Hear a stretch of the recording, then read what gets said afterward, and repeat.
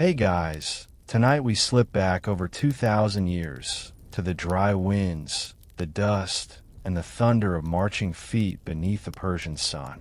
You're not a hero or a noble. You're just you, a regular villager with calloused hands and a vague hope you'll make it through this alive. You probably won't survive this, but don't worry, we're only pretending. So, before you get comfortable, take a moment to like the video and subscribe, but only if you genuinely enjoy what I do here. And while you're at it, drop your location and local time in the comments below. I love seeing where everyone's tuning in from. Now, dim the lights, maybe turn on a fan for that soft background hum, and let's ease into tonight's journey together. The year could be anywhere between 500 and 480 BCE. You're somewhere in the Achaemenid Empire, the largest empire the world has ever seen so far. Maybe you're in a farming village in Lydia, or a dusty outpost near Babylon, or a small community clinging to the edge of a Persian satrapy near the Zagros Mountains. Wherever you are, the king's decree has reached your doorstep. The village elders unfold a wax tablet, stamped with a royal seal. The order is simple. All able-bodied men must provide service to the great king. You look up from your plow, squinting in the sunlight. The oxen grunt softly, and that's it. Your life just changed. The imperial tax collectors had come before, but this is different. This isn't grain, or coin, or sheep.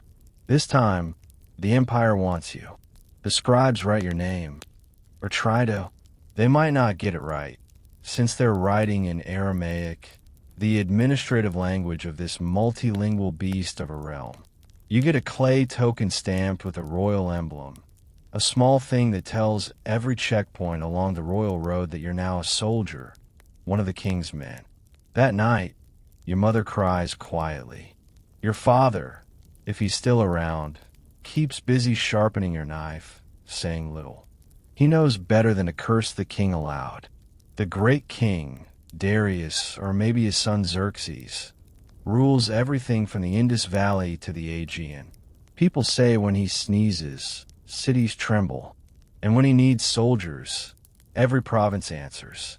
At dawn, men gather in the village square. You've got one spare tunic, a rough wool cloak, sandals that will probably disintegrate halfway to wherever you're going, and a pouch with a few dates and dried figs. An older soldier, a recruiter in a faded uniform, checks your arms, teeth, and eyes. You hear him mutter something about your height, good enough for infantry. Congratulations, you're drafted. You shave, because everyone shaves before serving under the king. Beards are for civilians. A priest blesses the recruits, sprinkling something that smells faintly of smoke and crushed herbs.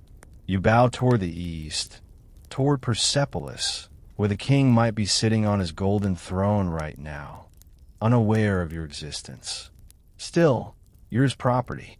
You travel with a handful of other new recruits, men from different villages, speaking dialects that twist your tongue. The empire is huge. Persians, Medes, Lydians, Babylonians, Egyptians, even Scythians sometimes ride alongside you. You realize quickly that Persian isn't the only voice of the army. Commands are shouted in multiple languages, with translators echoing down the line like an ancient version of a chain email. Historians still argue whether the Persian army was truly unified or just a multilingual patchwork stitched together with fear and silver. What's certain is that it worked. This was an army that conquered Babylon, Egypt, and most of the known world. You're herded to a nearby town where the satrap, basically the governor, has his recruitment post. The scribes take down your name again. One of them dips a thin reed pen into ink and scratches something onto a scroll. Another clerk presses a seal into a bit of clay and hands it to you. It's your identification, your pass through the Empire's checkpoints. Lose it, and you're as good as a deserter. A military barber trims your hair close to your skull. then paints a small mark on your wrist with indigo dye. It stings a little. The mark isn't fancy. It's just there to show that you've been processed. Some say it's to ward off spirits. Others whisper it's to make deserters easier to identify when they run. You spend a night in a communal barn that reeks of straw, sweat, and fear. The other recruits shift restlessly, murmuring about what comes next. Someone jokes about marching all the way to Greece. Another says he heard the king's army once crossed the sea itself on a bridge of boats. You laugh, but it's a nervous laugh, the kind that fills the silence when everyone's imagining the same terrifying picture. In the corner, an old veteran sits sharpening his spear. His armor is battered bronze, older than some of the boys in the room. You notice the way he hums a tune under his breath, calm, like a man who already made peace with death a long time ago. He glances up and says, "Don't lose your sandals." You blink. He grins. You'll understand later. The next morning, you're marched out under a rising sun that turns everything the color of baked clay. Dust clings to your legs. The road stretches endlessly ahead, a line of stones and packed dirt. Somewhere far down that road waits the mustering ground, the great camp where soldiers from across the empire gather before deployment. You think about the fields you've left behind, the smell of wet soil after rain, your mother's bread. You wonder if you'll ever see home again. You probably will, you tell yourself. People come back all the time, right? As the day stretches, your mind wanders. You notice the strange organization of everything. Water stops every few hours, small fortresses along the road, even signposts with distances carved into them.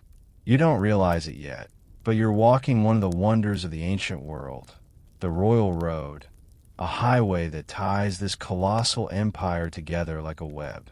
Couriers can cross it in a week. You'll take much longer. You pass traders, priests, and herds of camels. Occasionally, a royal messenger gallops past on horseback, shouting, "The king's business," and everyone scrambles aside. You wonder if that's what efficiency looks like. When night falls, you camp beneath the open sky. The stars are enormous, crisp against the darkness. A few men start humming songs in languages you don't recognize. You wrap your cloak tighter and stare up. You're small, just one speck in the great king's army, in a world that feels both impossibly large and strangely connected. You close your eyes, listening to the distant sound of drums from another camp, steady as a heartbeat. Tomorrow, the road will continue, and so will you. You wake up before dawn to the sound of a horn that sounds less like a call to duty and more like a dying cow. Your back aches from the ground, your cloak's damp with dew, and your first thought is that you already miss your bed. No, not your bed, the idea of a bed. The horizon's pale pink, the air still cold enough to sting your lungs. Around you, men are shaking off sleep, coughing, muttering. The smell of sweat and smoke hangs low. You're on the move again. The officers bark orders in a mix of old Persian and Elamite, and the translators echo down the line, each making it sound slightly different. It's like a bad game of telephone, except if anyone messes up, 1,000 people end up walking the wrong way. The march begins. Feet thump the ground in rhythm, sandals slapping dirt, 1,000 conversations blending into one low hum. You're heading toward the great mustering ground, the place where the empire gathers its strength before sending it to crush rebellion or expand borders. The road's wide, an astonishing thing for its time. You've heard people say you could ride from Sardis to Susa, nearly 1,700 miles, and never lose your way. Some of the way stations have small inns called paradata, the same word that'll someday become paradise. Cute, right? Though this paradise smells like camel dung and fear. By midday, your shoulders ache under pack's weight. The Empire doesn't waste resources on comfort. You're carrying everything: rations, a small cooking pot, your sleeping mat, and a spare pair of sandals if you were smart. You weren't. The sun burns hot over the flat plains, and shimmering heat waves make the distant horizon look like water. A line of camels lumbers beside the troops, carrying tents and provisions. Each animal's led by handlers with whips and patience thinner than papyrus. There's a rhythm to the march. 50 minutes walking, 10 minutes rest. That's the Empire's schedule. Clockwork. Efficient. Brutal. You fall in step with a man from Egypt. His accent's thick, but his grin's easy. He says he was a scribe before this. Volunteered because it was either serve or lose his grant allotment. You realize quickly, nobody really volunteers in the Achaemenid army. They just choose the punishment that hurts less. A few hours later, the first supply post appears on the horizon. It's a small fort surrounded by a ditch and wooden stakes. Inside, soldiers are already cooking barley stew. Smoke curls lazily upward, carrying the smell of food that somehow makes your stomach both hungry and slightly nauseous. You line up for rations: dried barley bread, dates, and salted goat meat. The bread's hard enough to chip a tooth. You dunk it in water to soften it, pretending it's soup. An officer strides past, inspecting everyone. His armor gleams, bronze scales catching the sun, and he wears a headband of fine linen. You can tell he's Persian. He carries himself like the land itself bows a little when he walks. He stops near you, frowns at your dusty cloak, and moves on without a word. You let out a breath you didn't realize you were holding. Historians still argue whether Persian officers were strict disciplinarians or surprisingly humane administrators.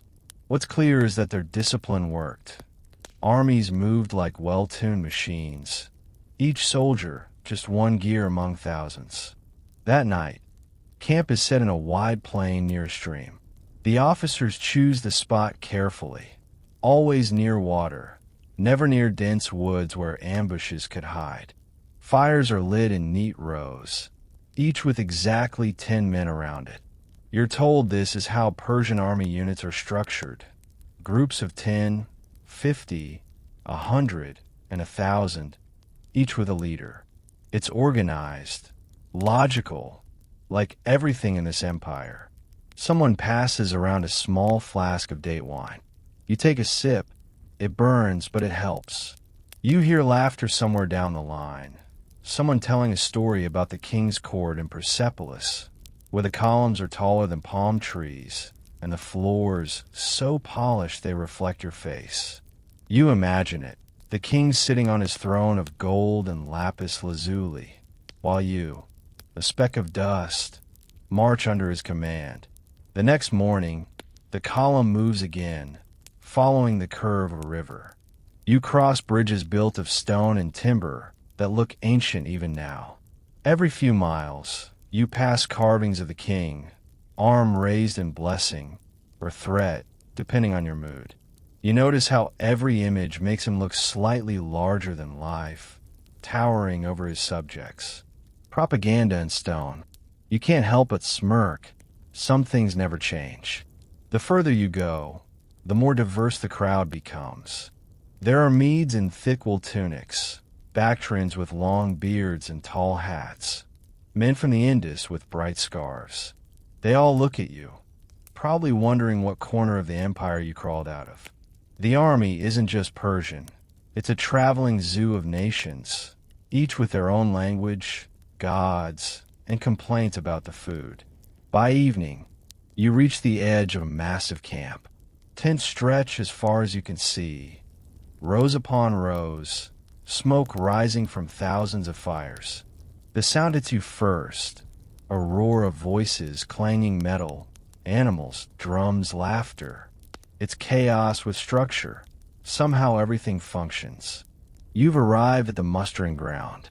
As you're herded into formation, you see banners snapping in the breeze, each with a different symbol: lions, eagles, crescent moons, and the royal sunburst of Persia.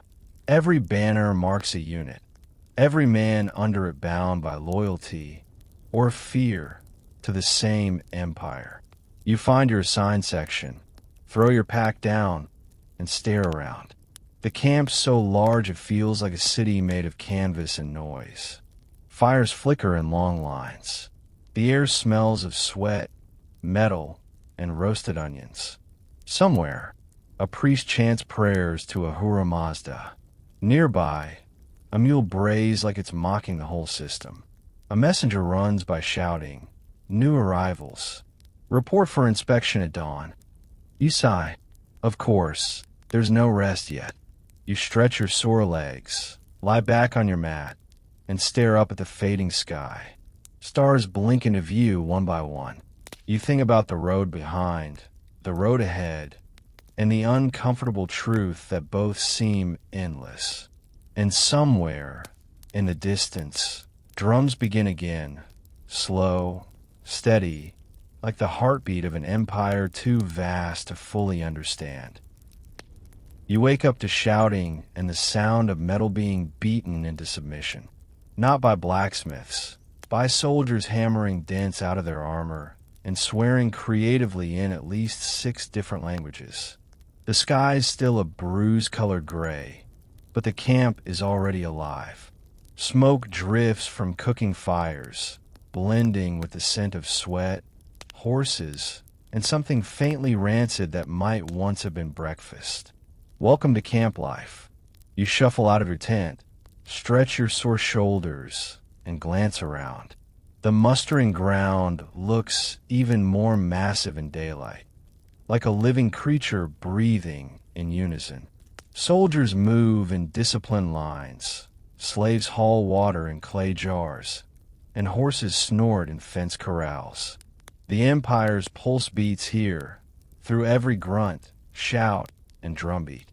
You follow a group toward a line of makeshift tables where officials sit, their beards trimmed to impossible neatness.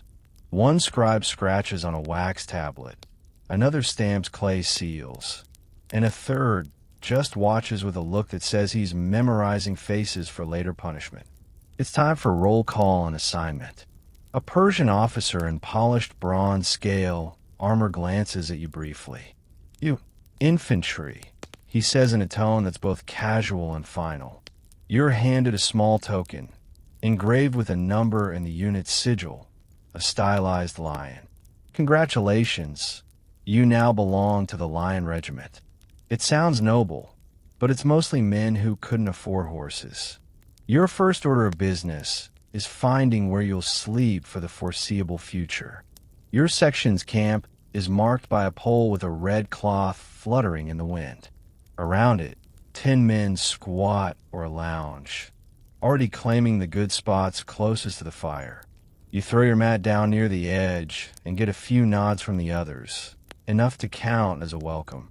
The day unfolds in a blur of chores. There's no such thing as free time. You fetch water from a stream half a mile away, fill goat skins, scrub your cloak in cold water, and haul wood for the communal fire. The officers say it builds discipline. It mostly builds resentment. Lunch, or whatever you call the meal that happens when the sun's directly overhead, is the same thing everyone else gets. Barley bread, onions, and a ladle of thick, greasy stew that tastes like despair. You eat it anyway. One soldier jokes that it's the same stew Alexander the Great will complain about 2 centuries from now. Everyone laughs, mostly because they don't know who that is yet. Later, you're assigned to latrine duty. That's right, the glamorous side of imperial conquest. You dig trenches, sprinkle sand and ash, and try not to breathe too deeply. It's disgusting work, but someone has to do it. The Persian army's secret weapon isn't just numbers, it's sanitation. Historians still argue whether it was the Persians or the Romans who first made cleanliness part of their military strategy. Either way, you're starting to think victory smells faintly of ashes and onions. As evening falls, you finally get a moment to breathe. You sit near the fire with your new comrades. Darius, a talkative Mede who's always fixing his sandals. Tabnit, a quiet Phoenician archer who sharpens his arrows like he's planning revenge. And an older man named Arta, who's missing half an ear but smiles like he knows a joke you wouldn't get. They trade stories about campaigns past, Egyptian revolts, desert crossings, a skirmish against Scythians who rode like demons and smelled worse. You listen, half fascinated, half horrified. There's a rhythm to their voices, a kind of camaraderie that only people who've shared fear can understand. Someone asks where you're from. You tell them, a small village, barley fields, nothing special. They nod, pretending to remember where that is, even though you both know they don't. The empire's too vast. Your home might as well be another planet. When the fires burn low, a priest walks through camp, murmuring prayers to Ahura Mazda. He sprinkles incense onto the flames, sending curls of fragrant smoke into the night. The smell is calming, almost holy. Even the loud ones go quiet for a moment. You feel something shift, a reminder that beneath all the chaos, this army still believes it's on a sacred mission. A stray dog wanders near your tent, tail wagging cautiously. Someone tosses it a bone. A few soldiers laugh softly. For a fleeting second, the camp feels almost human. Then the officer appears again, striding down the line with a face like carved granite.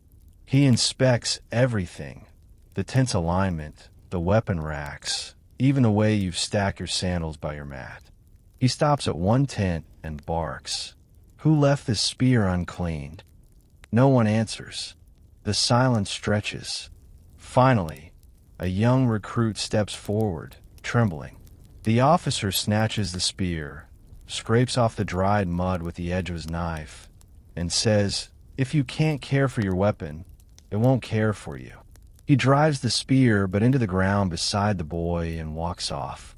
The boy looks like he's aged 10 years in 10 seconds. You lie down later, staring at the tent roof.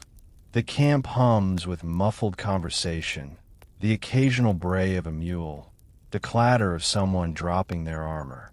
Sleep doesn't come easily. You think about home, about how the stars look different here. You wonder how many of these men will still be alive by the time this campaign ends. Somewhere out there, in the distance beyond the campfires, the empire stretches on. Endless deserts, mountains, and cities that glitter with gold. You're a single heartbeat in that vast body.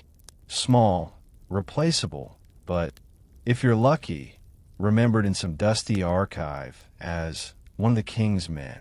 You roll onto your side, pull your cloak up to your chin, and close your eyes. The night's wind whistles softly through the tent ropes. Someone nearby is quietly snoring through their nose in a way that could probably wake Ahura Mazda himself. You smile faintly despite yourself. For now, you're still alive. And in this army, that's victory enough. You wake up to the sound of hammers again. But this time, they're not fixing dents. They're shaping your future. Today's the day you get your gear. The officers have everyone line up outside a large tent flanked by piles of weapons and armor. You shuffle forward, the ground crunching beneath your sandals. A hot wind blows across the plain, carrying the smell of oil and metal. The sun's barely up, but the heat already sticks to your skin like wet fabric. Inside the tent, slaves and quartermasters work in an endless rhythm. Measure, hand out, record. You notice how even this chaos feels organized. Persian efficiency at its finest. Everything's logged, stamped, and marked with the royal seal. You're about to become one more entry in the empire's ever-growing inventory of war. When it's your turn, the quartermaster barely glances at you. He grabs a bundle from a stack and drops it into your arms. A short spear, a quiver of arrows, a bow made of layered wood and horn, and a small round shield made of woven wicker covered in rawhide. You blink. Where's the armor? You ask before your brain can stop your mouth. He looks up with the patience of a man who's heard that question 1,000 times. If you want bronze scales, he says, you buy them yourself. He gestures toward another table where better gear gleams temptingly in the sunlight. Each piece neatly labeled with a price that might as well be a royal ransom. You glance at your coin pouch and sigh. The wicker shield it is. Still, there's something satisfying about holding your own weapons. The spear's light, well-balanced. The bow curves like it knows secrets. You run a thumb along the grip and imagine drawing it in battle. The thought both thrills and terrifies you. Historians still argue whether Persian infantry fought primarily as archers or spearmen. The truth, as usual, is probably both. You're expected to shoot volleys at range, and when things get too close for comfort, brace your spear and hope your arm doesn't give out. An older soldier named Arta helps you adjust your gear. He fastens a leather strap around your shoulder to hold the quiver, shows you how to wrap the bowstring properly so it doesn't fray, and laughs when you hold the spear like it's a broom. Don't stab the air, he says. Stab what's trying to stab you. Practical advice. You spend the rest of the morning oiling your shield and rubbing the bow with wax. The officers bark orders about maintaining equipment. They say rust and neglect kill more soldiers than enemy blades. You believe them. After midday, the sun turns vicious. The air shimmers like liquid. Training begins. A Persian drill master stands before your unit, tall, broad-shouldered, with scars running down one arm. His eyes are the color of bronze, sharp and unblinking. You think you're soldiers, he says in perfect Aramaic. You're farmers with sticks. Let's fix that. The next hours are misery wrapped in discipline. You learn a whole formation, shields overlapping like fish scales. The front rank kneels, spears braced. The second rank stands behind, ready to thrust over their shoulders. You move as one, step, halt, stab, step, over and over until your arms burn. The drill master stalks up and down the line, barking corrections. Closer, he snaps. You fight as one, or you die as many. Later, you switch to archery practice. The Persians pride themselves on their archers, the famous storm of arrows that darkens the sun. You string your bow, draw back, and release. The arrow flies beautifully, in entirely the wrong direction. The drill master sighs. Ah, another natural. The sarcasm could slice leather. By the 10th shot, you're improving. The bow's strange at first, shorter and stronger than the ones back home, built from horn and sinew. It creaks like an old tree when you draw it. Your fingertips ache, your shoulders throb, but there's a moment, a tiny one, when your arrow hits near the center of the target. You grin despite yourself. During a break, Tabmit the Phoenician nudges you. First hit, he says, smirking. Careful. You'll start believing you can survive this. You laugh, then wince when you stretch your shoulder. The joke's too close to the truth. By evening, training shifts to shield work. You learn to raise your wicker shield to deflect arrows and absorb spear thrusts. It's lighter than metal, but flexible, which helps, until you realize it also offers about as much real protection as a stubborn loaf of bread. You start understanding why the veterans prefer to stay behind the immortals, the elite troops who wear actual armor. Speaking of which, you see them for the first time that night. They march through camp like a river of bronze, 10,000 strong, their scale armor glittering in torchlight. Every movement's precise, synchronized. Each man carries a spear with a silver pomegranate finial, a symbol of their immortality. Whenever one dies, another takes his place, keeping their number constant. The men around you fall silent as they pass. You can feel it, the mix of awe and jealousy. These are the king's chosen. They get the best food, the best pay, and, most importantly, the best chance of surviving. Someone mutters, "If I ever die, I hope I come back as one of them." Another replies, "If you ever die, you'll come back as a tent rope." Everyone laughs, and the tension breaks. Later, lying under the stars, you inspect your gear again. The spear leans beside you, its bronze tip catching faint starlight. You think about the immortals, about the king, about what it means to be part of this machine. The idea is both comforting and crushing. You're one piece of something enormous, something that might outlive you by centuries. You can almost hear the great king's voice in your mind, echoing down the royal road. Serve well, and your name will be remembered. You wonder if that's true, or if the only ones remembered are the ones who never made it home. The fire crackles nearby. Someone hums a low tune. You stretch out, muscles aching, and close your eyes. Tomorrow will bring more drills, more heat, more blisters.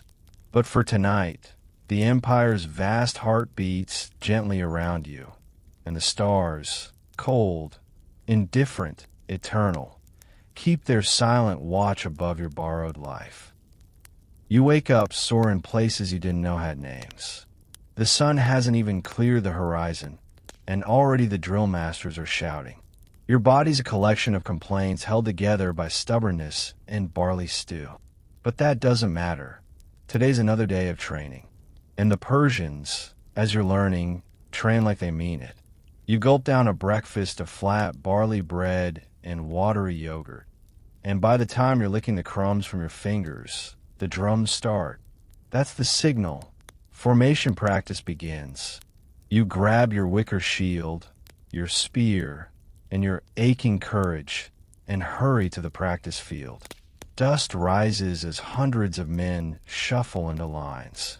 The sun peaks over the horizon, washing the world in orange and gold. Sweat's already prickling your neck. The drill master's voice slices through the noise. Form ranks. First line kneel. Second line ready. You obey, jamming your shield into the ground and crouching behind it. The man behind you rests his spear over your shoulder, the tip gleaming just beside your ear. One wrong move, and you'll accidentally turn your own neck into a kebab. Step, halt, stab.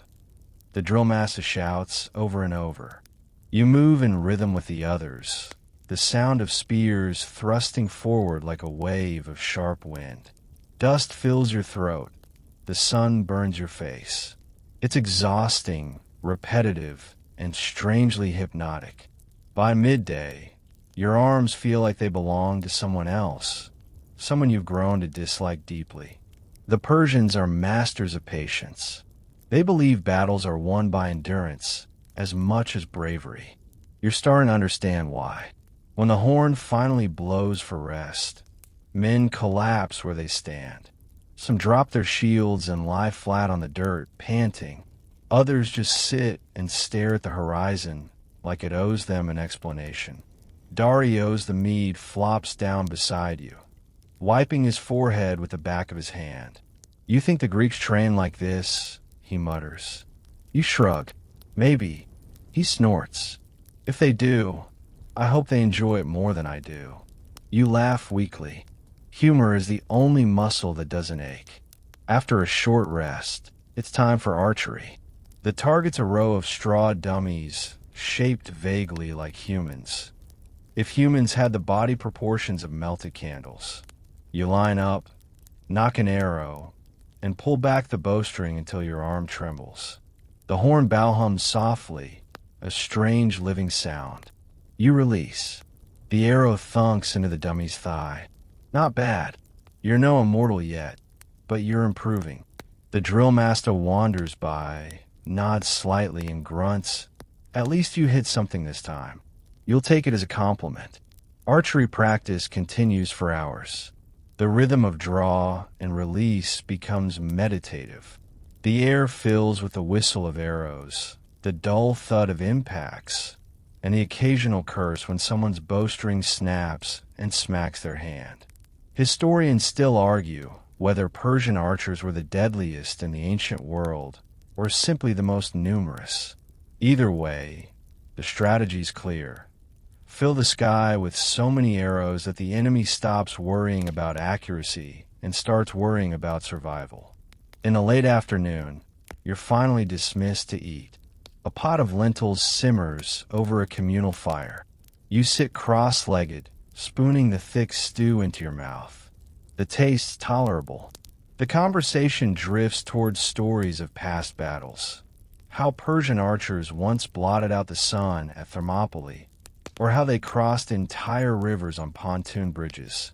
You're not sure how much is true, but the exaggeration's part of the tradition. Tabnit leans in with a grin. Did you know, he says, that before campaigns, Persian soldiers used crocodile dung mixed with oil as sunscreen? You blink. Please tell me that's not true. Oh, it's true. He insists, dead serious. Well, someone said it was true. You stare at him. And did it work? He shrugs. They didn't burn. Maybe the smell scared the sun away. You both laugh, so hard your stew almost comes back up. The sun dips lower, painting the camp in shades of amber and dust. Training resumes, but this time, it's coordinated movement. You and your unit practice marching in tight formation, shields locked, spears angled like the spines of a giant metal creature. When you move in sync, it feels powerful, almost beautiful, like you're part of something larger than yourself. The officers shout reminders. Never break rank. Never drop your shield. The man beside you depends on you. It's drilled into your bones. Discipline over heroics. Order over chaos.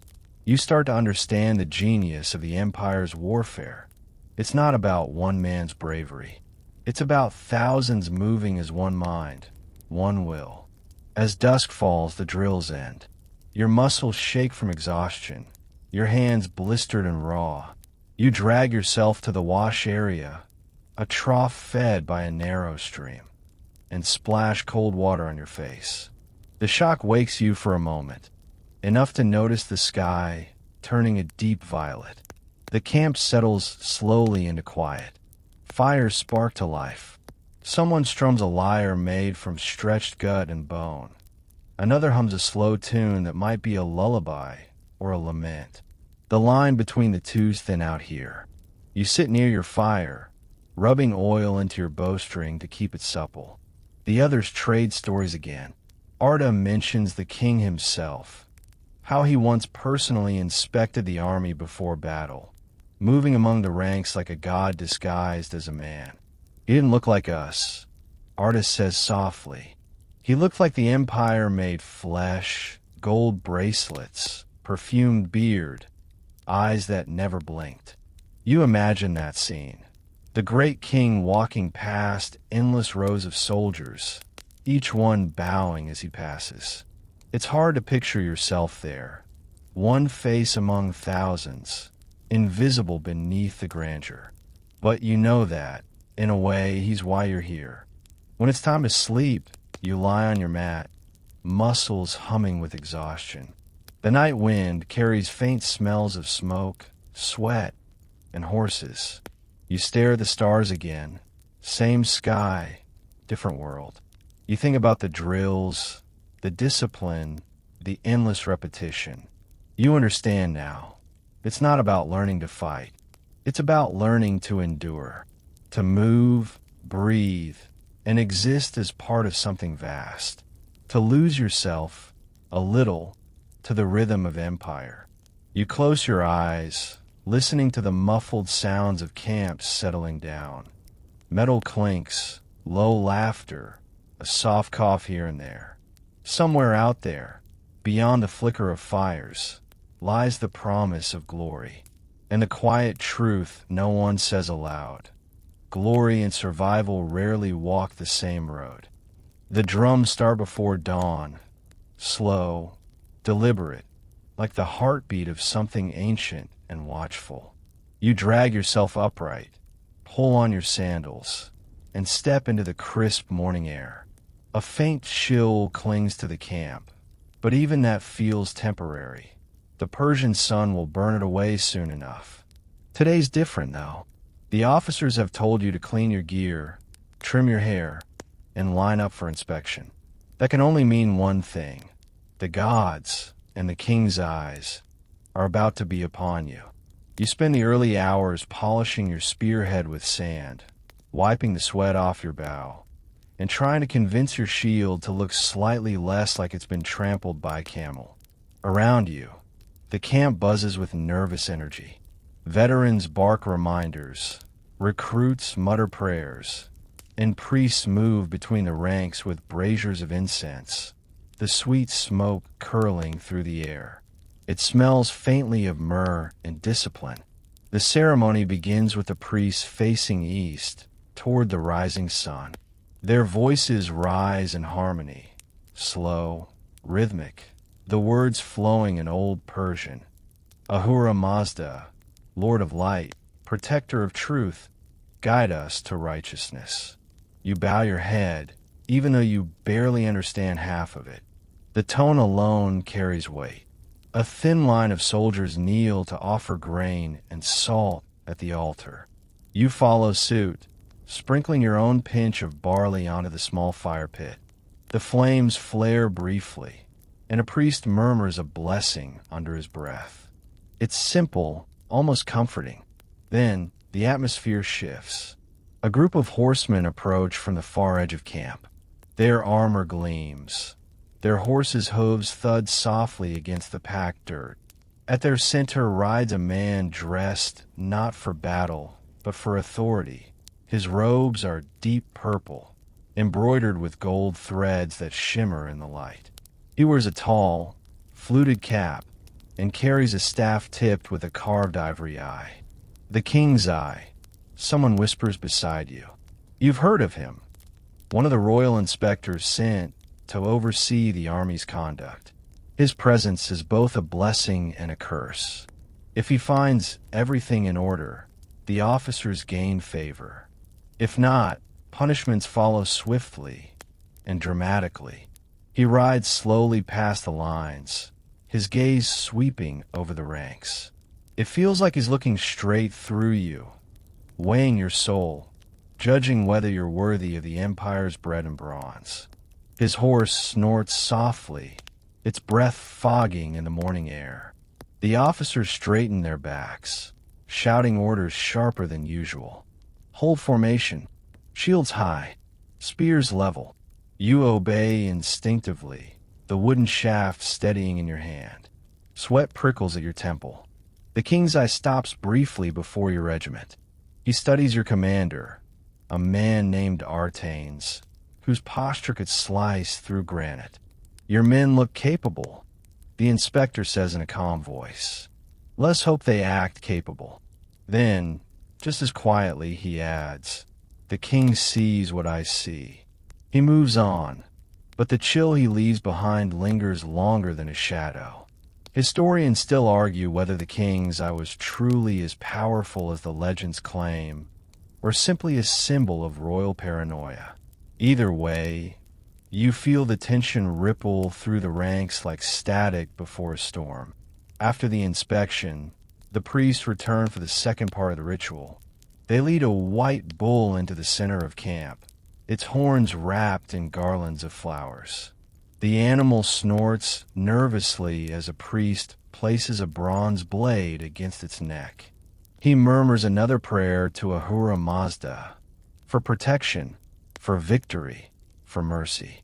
The blade flashes, the bull collapses, and the ground drinks its offering. You swallow hard. It's not the first time you've seen blood, but somehow this feels heavier, sacred, necessary. A reminder that war demands payment before it even begins. Later, when the ceremony ends, soldiers gather in small groups to whisper their own private prayers. Some thank the gods for strength. Others, more quietly, for survival. You sit by the fire, rubbing a thumb across the edge of your spearhead, trying to decide which one you believe in more. Darius sits beside you, chewing on a figure. You know what they say, he mutters. The king's eye never sleeps. Even when you dream, it's watching. You grin faintly. Sounds exhausting. He chuckles. For him or for us? Both. That earns a proper laugh. Short and sharp, like the sound of knife scraping wood. By afternoon, life in camp resumes its rhythm. The priests depart. The inspectors vanish into their tents, and the officers' tempers return to their usual simmer. Training continues, though with a bit more edge. The threat of royal attention has that effect. You notice how everyone moves with more precision now. Shields aligned perfectly, formations tighter. The empire doesn't rely on luck or faith alone. It relies on fear, on expectation, on the silent understanding that the king's favor is both priceless and perishable. Later that evening, as you sit with your unit, Arta tells you an old story about Cambyses, son of Cyrus, who supposedly executed an entire regiment for losing a single standard in battle. They say the king's eye reported it personally. He adds, poking the fire with a stick. The king doesn't like losing sight of his symbols. You glance toward the nearest banner, the red cloth of your lion regiment fluttering gently in the wind. You wonder if you'll ever carry it into battle, or if you'll just end up part of the long list of names written beneath it. As darkness deepens, the camp grows quieter. The fires burn low, shadows dance across the tents, and somewhere in the distance, a jackal cries. You lie on your mat, staring at the faint glow of the dying embers. The image of that ivory lingers in your mind. Watching, measuring, waiting. You pull your cloak tighter, half expecting it to peer through the fabric. But before sleep takes you, you think of something comforting, that for all its power, even the king's eye must eventually blink. Morning breaks with a pink haze bleeding over the horizon. The air's heavy with smoke and the smell of horse dung, the perfume of empire. You're told to report to your assigned command post, your satrap's division. The word satrap rolls around your head. It sounds important, ancient, and faintly threatening. In the Persian world, the satrap is everything. Governor, general, tax collector, judge, and, if you're lucky, occasional provider of food that isn't charred barley. Each province has one, appointed by the king himself. They rule their territories like mini-kings, and their word can feed you or finish you. You and a few dozen others march across the camp to a large pavilion stitched from thick crimson fabric. Outside, guards in polished armor stand like statues, their spears perfectly vertical. Inside, you glimpse movement, scribes, servants, an armed bodyguard or two. This is where your orders come from. The satrap's name is Pharnabazus.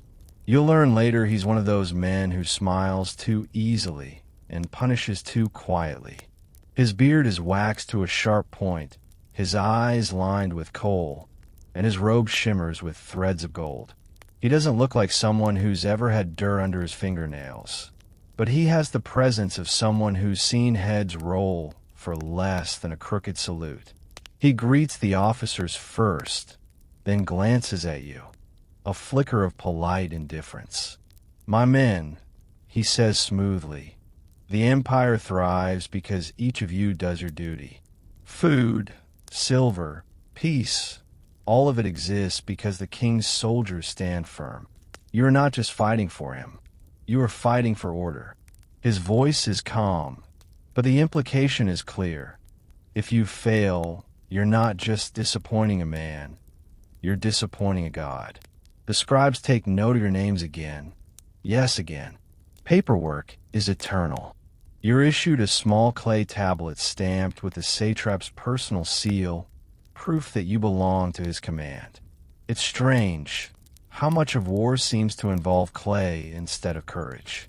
Once dismissed, you fall in with your unit again.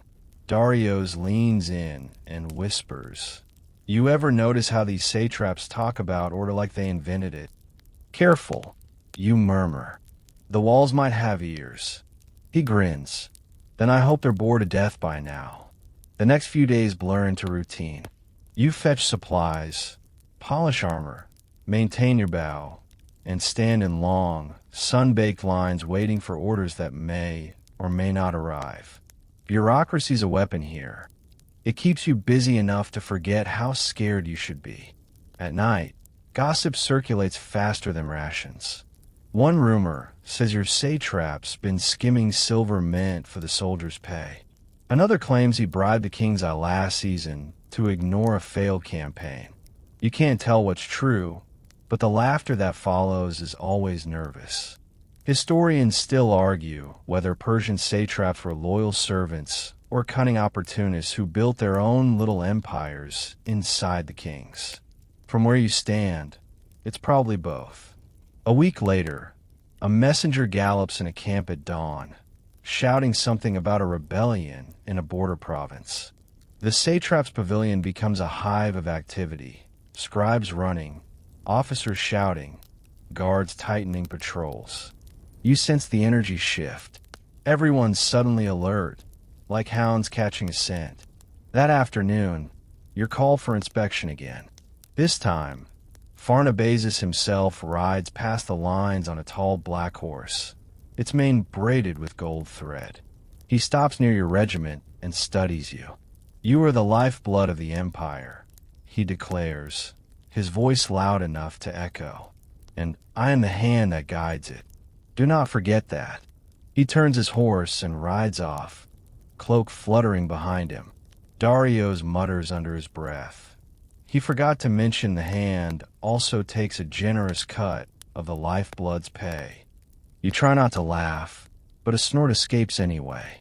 The officer nearby gives you a glare that could curdle milk. You straighten instantly. Lesson learned. That evening, your unit's sent to help load supplies. Sacks of grain, amphorae of water, bundles of spare arrows. The empire moves like an enormous organism. Its roads the veins, its soldiers the blood. Every piece must flow correctly, or the whole thing collapses. You notice how the higher-ups always seem to eat first, their meals brought on silver trays, while your stew tastes like someone boiled regret and added salt. The satrap's tent glows with lamplight deep into the night.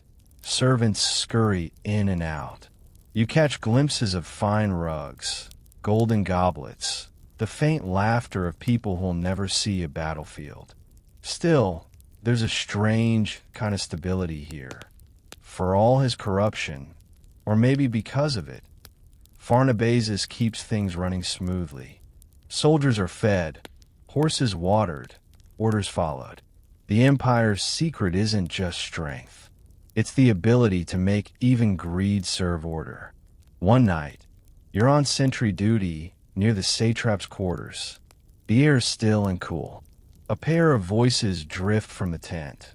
Pharnabazus and a visiting noble, their tones low but sharp. The king's eye suspects, the noble says.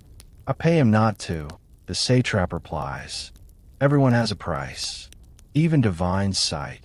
The noble chuckles darkly. And what are the men? Can they be bought? Men, Pharnabazus says softly, can always be bought. The trick is knowing the right currency. Silver for the greedy, bread for the hungry, and promises for the desperate. You freeze, not daring to move.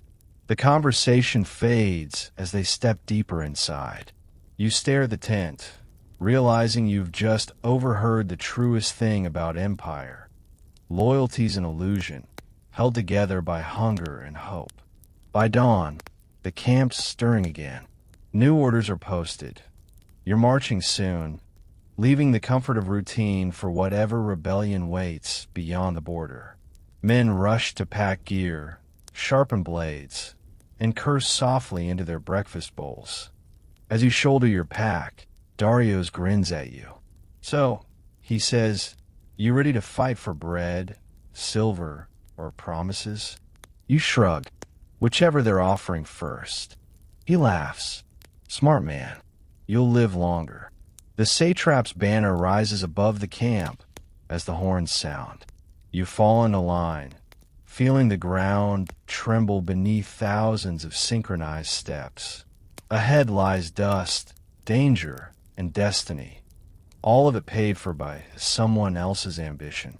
As the road unwinds before you, you glance back one last time. The camp's fading behind you, the tents shrinking to dots against the vast plain. You realize something unsettling. This place of sweat, corruption, and endless waiting already feels like home. You start marching before the sun's even up, and it feels like the world itself hasn't decided whether to wake or go back to sleep. The horizon glows faintly red, promising heat. You shift the strap of your shield, already rubbing a raw line into your shoulder. Around you, the army stirs, a shuffling, groaning mass of men, horses, mules, and wagons stretching farther than you can see. The great king's army on the move. The satrap's banner leads the column, flapping lazily in the faint morning wind. Behind it, supply wagons creak and groan like ancient beasts. The wheels kick up dust so thick it turns the sunrise into a copper haze. Somewhere ahead, the road vanishes into the shimmer of the plain. You're walking one of the arteries of empire, the Royal Road. You've heard stories about it. A 1,700-mile highway that connects the empire from Sardis to Susa, dotted with rest stations, guards, and supply depots. They say royal couriers can cross it in a week. You're not a courier. You'll be lucky to do it in a month. Still, there's something awe-inspiring about it. Every few miles, you pass stone markers carved with cuneiform inscriptions. Some proclaim royal victories. Others simply remind travelers who owns the dirt beneath their feet. I am Darius, King of Kings. The repetition's almost comforting. It's propaganda with good branding. The rhythm of marching becomes hypnotic. Step, dust, breath, repeat. You fall into sync with your unit. The sound of 1,000 sandals slapping the packed earth becomes a heartbeat. The heat climbs. You wipe your forehead, the salt of your sweat stinging your eyes. Men begin wrapping their heads in cloth. The sun doesn't care about empires. It burns everyone equally. By midday, you reach a rest station, a small fortress built from sun-baked brick. It's stocked with water, barley, dates, and a few very grumpy camels. You feel your skin at the trough, the water lukewarm but glorious. You drink deep, try not to think about how many other mouths and hooves have touched it. Inside the station, you see the Empire's machine at work. Scribes with wax tablets record supply numbers. Quartermasters shout orders to porters. Messengers in leather caps dart through like ants. It's strangely impressive. Every man, camel, and jar of oil cataloged, counted, controlled. The Persians didn't just conquer with spears. They conquered with spreadsheets.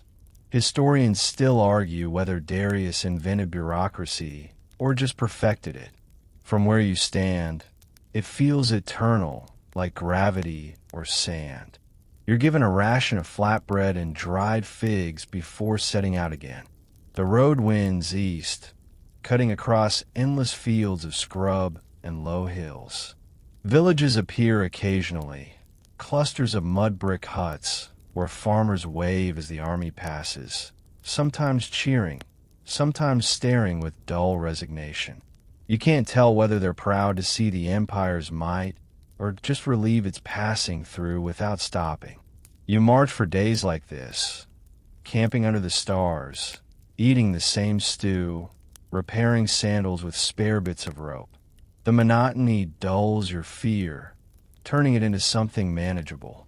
You learn to measure time not by days, but by the rhythm of rest stops. On the 5th day, a sandstorm rolls in from the east. The sky turns yellow-gray. The wind howls like something alive. The officers shout orders, but their voices vanish in the roar. You pull your cloak over your face and hunch down, the sand biting your skin. The storm feels endless, a living wall of dust and fury. When it finally passes, everything's coated in a thin film of grit. The air tastes like powdered stone. Men cough, curse, and shake sand from their beards. Darius grins through cracked lips. Free exfoliation, he says hoarsely. The Empire takes care of us. You laugh, though it comes out as a wheeze. The humor helps. Out here, laughter's worth more than silver. That night, the stars return. You lie on your mat, staring up at them, cold, endless points of light. Somewhere far beyond them, people tell stories about gods and monsters, heroes and kings. Down here, it's just you, your spear, and another long road ahead. 2 days later, the landscape changes. The flat plains give way to rolling hills and narrow passes. The road snakes through rocky terrain, guarded by small fortresses carved into the cliffs. The officers say these are the Empire's borderlands, the edge of safe territory. Beyond lie rebels, bandits, and tribes who still think they can defy the King of Kings. Your pace slows. Scouts ride ahead, their horses kicking stones that tumble down the slopes. You notice everyone gets quieter. Even the officers speak in lower tones. The air feels thicker, heavier, like it's listening. At one stop, you help unload a supply wagon. A soldier from another unit tells you about the last rebellion in this region, how the locals ambushed a column and vanished into the hills before the Persians could retaliate. They say their gods live in the rocks, he whispers, and they don't like visitors. You glance at the cliffs around you. They look back in silence. That night, the satrap holds a small feast for the officers. You and the rest of the regulars eat by your fires, listening to the faint echoes of music and laughter from the big pavilion. Tabnet chews slowly on a strip of goat meat. You notice, he says, how the higher your rank, the better the food and the worse the company. You grin. You'd still take their seat, though. He doesn't hesitate. Of course. I'm not an idiot. When the moon climbs high, you pull your cloak tighter and listen to the sounds of the night. The crackle of fires, the distant jingle of harnesses, the occasional snort of a horse. Somewhere out there, an owl calls. You realize something strange. You feel safe here, surrounded by thousands of men, all breathing the same dusty air, all moving towards something unknown. The Empire has its flaws, corruption, cruelty, endless hierarchy, but it also has this order, a rhythm that, for now, holds back chaos. Before you sleep, you glance up at the satrap's banner fluttering faintly in the wind. The gold threads catch the moonlight, shimmering like a promise. You don't know whether it's the promise of victory or just more walking, but either way, you'll follow it. That's what soldiers do. As your eyes drift shut, you think about the road stretching on and on, east to Susa, west to Sardis, north to the edges of the known world. Every mile of it paved with sweat, dust, and the silent footprints of men who march before you, dreaming of the same thing, making it home again. The hills grow sharper as you move east, the air drier, the nights colder. The land itself feels tense, as if it's holding its breath. The officers start speaking in hushed tones, and the scouts never ride alone anymore. You don't need to be told what that means. You're close to trouble. The road narrows into a canyon. High cliffs on both sides, jagged and sun-bleached. You march in silence, every sound bouncing back like an echo that doesn't want to end. The horses snort nervously. The wind whistles through cracks in the rocks, making a low moan that sounds almost alive. Ahead, The satrap's banner flickers like a drop of fire against the stone. The column moves slowly, step by step. You feel it, the awareness of being watched. Not by gods this time, but by eyes hidden in the cliffs. Someone near you mutters, "Rebels." The officer ahead snaps, quiet in the ranks, but his voice trembles just a little. You keep walking, your hand tightening around your spear. You scan the cliffs, half expecting to see movement. The sunlight flashes on something metallic far above. Maybe a rock, maybe a blade. Nothing happens that day. Nothing except the waiting. By evening, you reach an open plain again, and everyone exhales as if they've been holding their breath for hours. The camp goes up fast. Men moving with practiced precision, fires lit, tents staked. You sit near the edge of the encampment, staring back at the dark canyon you just left. It feels alive, watching. Historians still argue whether the Persian border rebellions were coordinated uprisings or just scattered sparks of resistance. You don't know about that. You just know the air out here hums with tension, and even the stars seem sharper. That night, the satrap calls his officers. You're too far to hear the conversation, but you catch fragments carried by the wind. Words like scouts missing, raiders, ambushes. When the officers return, they look grim. Orders are given. Double the sentries. No fires beyond the camp ring. Bows strung and ready. You draw the first watch. The world around you is dark and brittle. The desert's so quiet you can hear your own heartbeat. You walk the perimeter, spear in hand, eyes straining to pierce the black. Every shadow looks like it's breathing. A sound, soft, like a rock slipping. You spin, about half raised. Nothing, just the wind. You laugh quietly to yourself, though the sound comes out nervous. You mutter, "You're scaring yourself, you fool," and keep walking. Then, a flash. Not light, movement. A dark shape darting behind a boulder. Your pulse spikes. You signal the next sentry. He joins you, eyes wide. Together you creep closer. You find a goat. Just a goat. It stares at you, unimpressed, then trots off. You both exhale and laugh, quietly. Still, you can't shake the feeling that something's coming. 2 days later, it does. The first attack comes at dawn. A column of smoke rises from the supply wagons at the rear. Shouts echo, then the clang of metal. The alarm horn blares across the camp. You grab your weapons and run. Rebels. Maybe 50, maybe 100. Thin men in rough cloaks, faces half covered, wielding curved blades.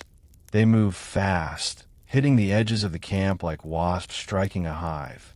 You form up in ranks, shield to shield. The officer screams orders. Hold formation. Archers ready. You raise your bow, heart pounding, and release into chaos. Arrows hiss through the air. Some hit, most don't. The enemy melts back into the hills as quickly as they appeared. When it's over, the camp's a mess. Smoke, trampled sand, a few broken shields, a few missing supplies. A couple of soldiers don't get back up. You help drag one of them away. A boy no older than 16. His eyes are open, but see nothing. You stare for a long moment before covering his face with a strip of cloth. Darius says softly, "First time's always strange. Feels like the world should notice." You nod, throat dry. The world doesn't. By evening, the satrap's pavilion is full of shouting. You hear fragments again. Scouts useless. Supply delay. No reinforcements. The officers argue, but Pharnabazus ends it with a calm wave of his jeweled hand. We move tomorrow. We do not give fear time to take root. The next day, you march again, slower, more cautious. The road winds through another gorge. This time, the cliffs seem even taller. The wind whistles strangely, high-pitched, uneasy. Halfway through, it happens again. Arrows rain from above. You hear the whine before you see them, and then chaos. Men scream, shields lift, horses rear. Dust explodes in every direction. You duck behind your shield as a shaft slams into it, the impact rattling your teeth. Archers, return fire. You rise just enough to shoot blindly at the cliffs. The sun glares off stone, making it impossible to see where the shots come from. Someone near you shouts. They're flanking.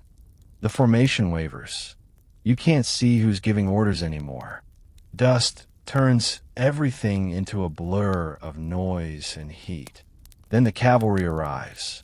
The satrap's riders surge forward, bronze glinting, horses kicking up sand. They crash against the ambushers' flank, cutting through them like a tide of steel. You watch from behind your shield as the rebels scatter into the hills, leaving behind the echo of their war cries. Silence returns. The battle, if you can call it that, is over. The officers regroup, counting losses. The numbers aren't terrible, they say. Just a handful dead. But you can feel it in the air, the first crack in confidence. That night, you sit by the fire, staring at your hands. They're shaking. You try to steady them, but the tremor won't stop. Darius sits beside you, wordless. He passes you a flask. You drink. It burns like a forge. Finally, he says quietly, "You did fine." You stare into the flames. "I didn't do anything." He shakes his head. "You stayed standing. That's everything." The wind picks up, whispering through the camp. The smell of smoke still lingers, mixed with the faint copper tang of blood. You close your eyes and breathe slowly, trying to forget the sound of arrows hitting flesh. Somewhere beyond the hills, the rebels are still out there, silent, invisible, waiting. You wonder if they're sitting around their own fires, telling their own stories, feeling the same hollow relief you do.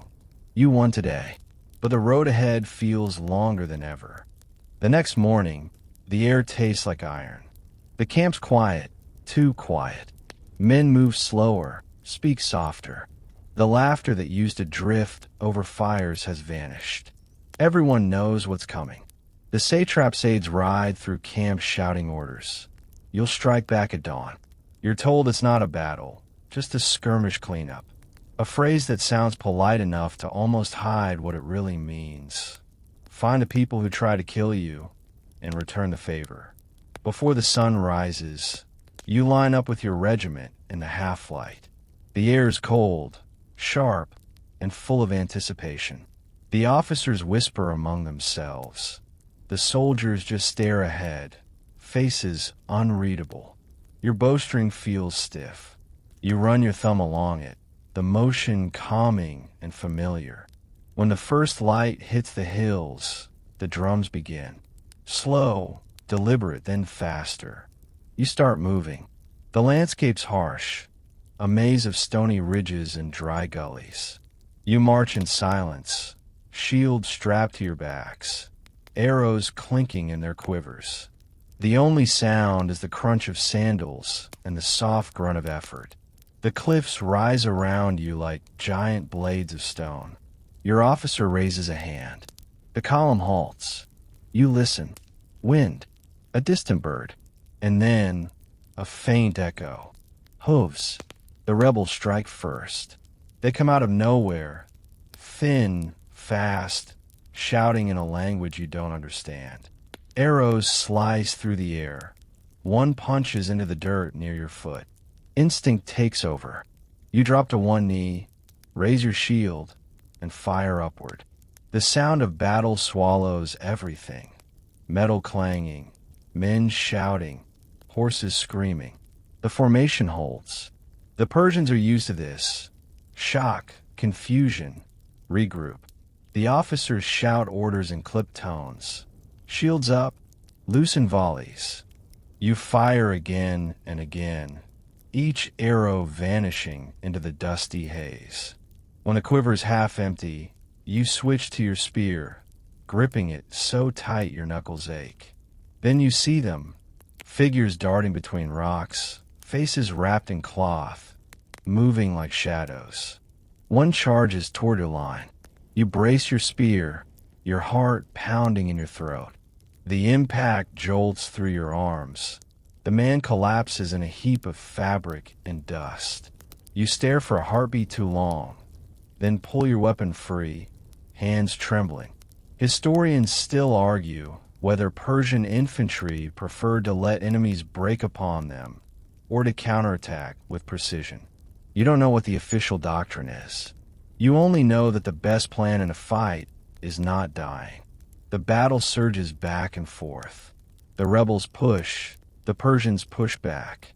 Dust clouds blot out the sun. You can barely tell friend from foe. The satrap's cavalry finally charges from the flank, spears leveled, horses screaming. The sound is like thunder rolling across stone. It's over in minutes. The rebels scatter into the rocks, leaving behind their dead and their courage. You stand there, panting, sweat streaking through the dust on your face. The officer calls for a halt. Silence follows, an eerie, brittle quiet. You glance around. A few men are down. Some groan softly. Others don't move at all. You're shaking again. It's not fear anymore, just adrenaline, leaving your body like water draining from a cracked pot. Afterward, the satrap's men go to work. Scribes record casualties, soldiers collect weapons, and someone builds a cairn of stones for the fallen. You help drag a body into the shade, a fellow from the eastern provinces. You don't know his name. No one does. The scribe marks a number on his tablet. That's how the Empire remembers you, numerically. When you finally sit down, your legs feel like sand. Darius drops beside you, his arm bleeding from a small cut. He laughs weakly. Well, he says, we're officially seasoned soldiers now. Congratulations. You shake your head. I don't feel seasoned. I feel empty. He nods. That's how it starts. Give it time, and you'll start feeling nothing. That's when you know you've made it. You want to believe he's joking, but his smile doesn't reach his eyes. That night, the camp glows with low fires. The satrap holds a speech from horseback, voice booming across the plain. The great king's justice is swift, he declares. No rebel can stand before his soldiers. Tonight, we honor the brave and punish the disloyal. It's meant to inspire, but the tone feels hollow. Everyone's too tired for patriotism.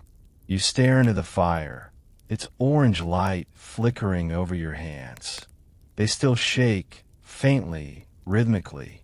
Nearby, a group of men starts singing, a low chant in some provincial dialect.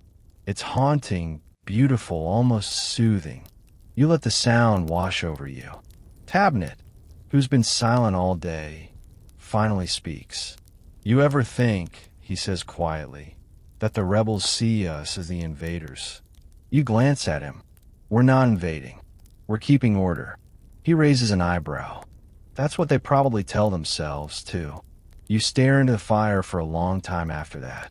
Later, when the camp sleeps, you can't. The wind whispers through the valley, carrying faint sounds.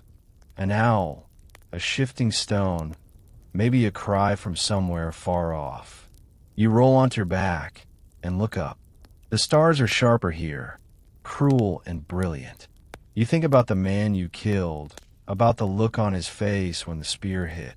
You tell yourself he was the enemy, that it was him or you. You repeat it until the words stop meaning anything. When dawn comes, the light feels too bright. The camp stirs, slow and reluctant. Orders arrive. You march again. Always forward, never back. The road curves deeper into rebel lands. The air heavy with dust and silence. You tie a strip of cloth around your wrist. A small, private ritual you've seen veterans do. Not for luck, for memory. So you don't forget who you were before the noise, before the killing. You don't know if it'll help, but you do it anyway. The drums begin again, slow and steady. You fall into formation, step matching the man beside you. The sun climbs higher, turning everything to gold and glare. Another day, another road, another battle waiting just out of sight. The next morning, there's no shouting, no horns, no ceremony, just silence, the kind that hangs in the air like a heavy fog.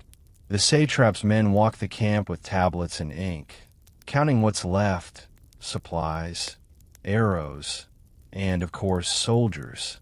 You line up like livestock as a scribe calls names from a cracked tablet.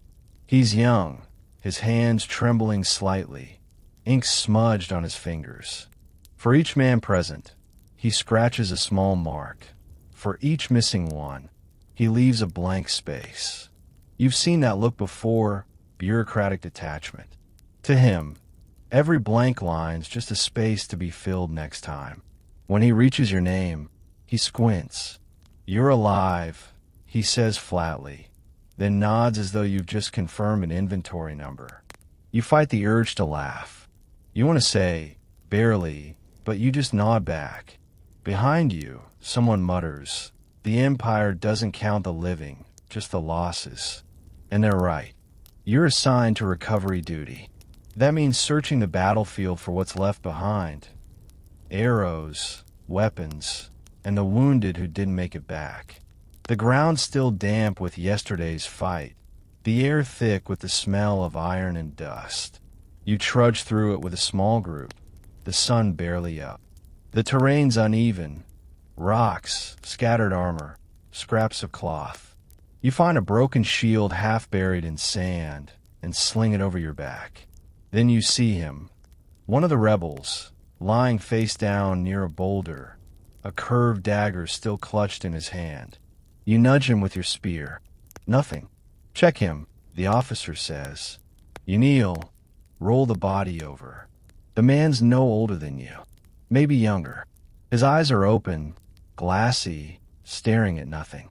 You search his cloak for anything valuable. A handful of coins, a wooden charm carved into a bird. You pause, then quietly slip the charm into your belt pouch. You don't know why. Maybe as a reminder. Maybe out of guilt. You move on. A few hundred paces later, you find one of your own. An archer named Mitra, arrows still lodged in his shoulder. He's alive, barely. You and Darius carry him back to camp, each step careful. Mitra groans softly, but manages a weak grin. Still breathing, he whispers, "Sorry to ruin your inventory count." You laugh once, short and rough. He passes out a moment later. The medics work in a shaded tent, a place that smells like sweat, herbs, and quiet suffering. They cauterize wounds with red-hot iron, muttering prayers to Ahura Mazda. The sound of sizzling flesh is something you'll never forget. You leave quickly. By afternoon, the scribes have finished counting. They gather before the satrap's tent, comparing numbers. You overhear fragments. 28 missing, 12 confirmed dead, 3 deserters, possibly. The word deserters hits differently. The officers argue about what to do. Send riders, post warnings. You know how this goes. If they're caught, they'll be executed publicly, probably tied to stakes as an example. The Empire's compassion ends where its order begins. That evening, rations are distributed. The stew's thicker than usual, probably in honor of the victory. You eat in silence, spoons scraping the bottom of the bowl. Around you, conversations drift like smoke. "Do you think they'll send us home soon?" someone asks. "Home," another scoffs. "You think this ends when the rebels stop? There's always another province, another border." You don't say anything.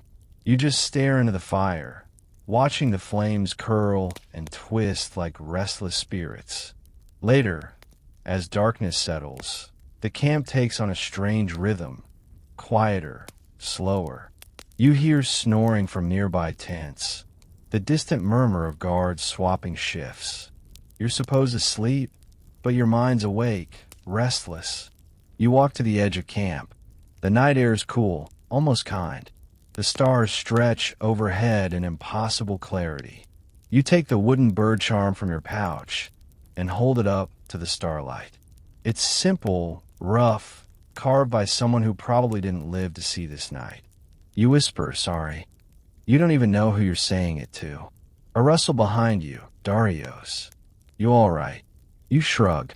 I don't know what I'm supposed to feel. He folds his arms, staring at the horizon. You're supposed to feel alive. That's all. You both stand there in silence, the night pressing close. Somewhere far away, a jackal cries. When you return to your tent, a messenger's waiting. He hands your officer a clay tablet sealed with a satrap's emblem. Orders. The officer reads it, frowns, then announces, "We move at dawn. Reinforcements from Susa are delayed. We'll hold the valley ourselves." Groans ripple through the ranks. You don't blame them. Everyone's exhausted. Physically, mentally, spiritually. The idea of marching again feels like being told to walk home barefoot through fire. Still, at dawn, you move.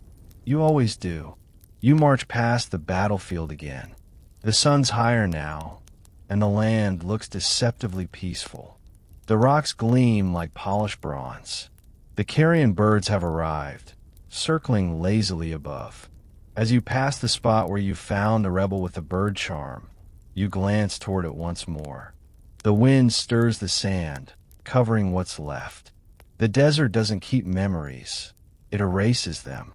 Back in camp that evening, you're given half a day's rest. The soldiers gather around fires, trying to rebuild some sense of normalcy. Someone tells a joke about the satrap's soft hands, how he probably polishes his rings more than his sword. The laughter's forced but welcome.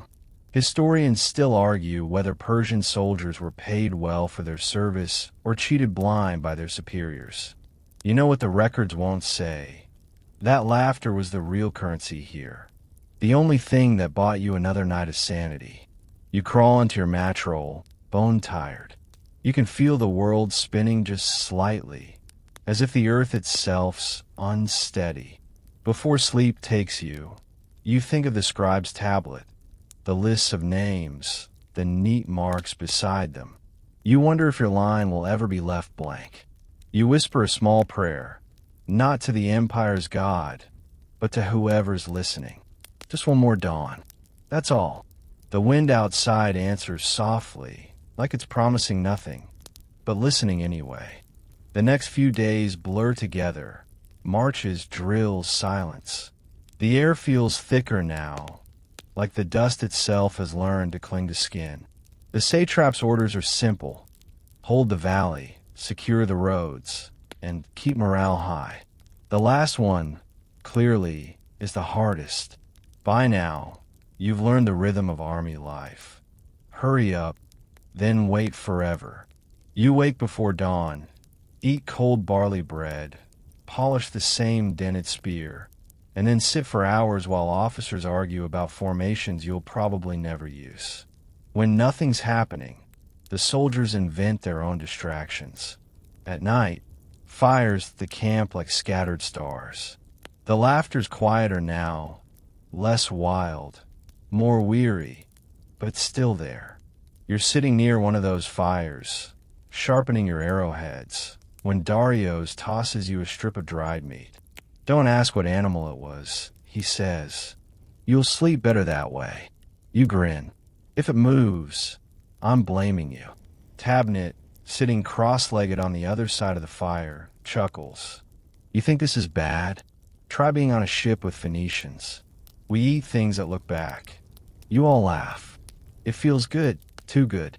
The kind of laughter that only comes when everyone's pretending not to remember how close they came to dying. Later, when the talk fades, you lie back on your mat, staring at the dark sky. The stars here don't twinkle. They burn steady and sharp. You can't sleep. The quiet after battle feels heavier than the noise itself. Then, from another fire, someone starts humming, a slow, low tune. Others join in, voices blending softly in the darkness. It's not a song of glory or courage. It's something gentler, sadder. You recognize none of the words, but somehow it feels familiar, like something buried deep in human memory. When the song ends, there's a silence that feels sacred. You whisper, almost to yourself, "Not bad for an army that barely bathes." Darius snorts softly. "Speak for yourself. I'm fragrant with victory." Victory smells like goat's sweat. Tabnet mutters, rolling over. The next morning, you're assigned to guard duty by the stream. It's a small post, quiet, with only the occasional caravan passing. You watch the reflection of the sky and the water, broken by ripples and drifting leaves. It's peaceful, unnervingly peaceful. A merchant caravan stops to water its animals. One of the drivers, an older man with a face carved by sun and wind, looks at you curiously. "Soldier the king?" he asks. You nod. He spits into the dust, not rudely, just habit. "I remember when soldiers came through here 10 years ago. Same banners, same orders, different faces. You don't know what to say, so you just ask, did they win?" He shrugs. "They marched east. Never saw them again. Maybe that's winning. Maybe that's not." When he leaves, you sit there thinking about that answer. The empire stretches across continents, but its stories always end the same. Men marching away, and someone else replacing them when they don't return. Historians still argue whether the Persian army's greatest strength was its organization or its endless supply of expendable bodies. From your spot beside the stream, you're leaning toward the second option. That night, there's talk of celebration. The satrap wants to remind the men that the king rewards loyalty. His aides set up a long table of food and wine for the officers, while the regular soldiers get an extra ladle of stew and half a jug of thin beer. You can't even be mad.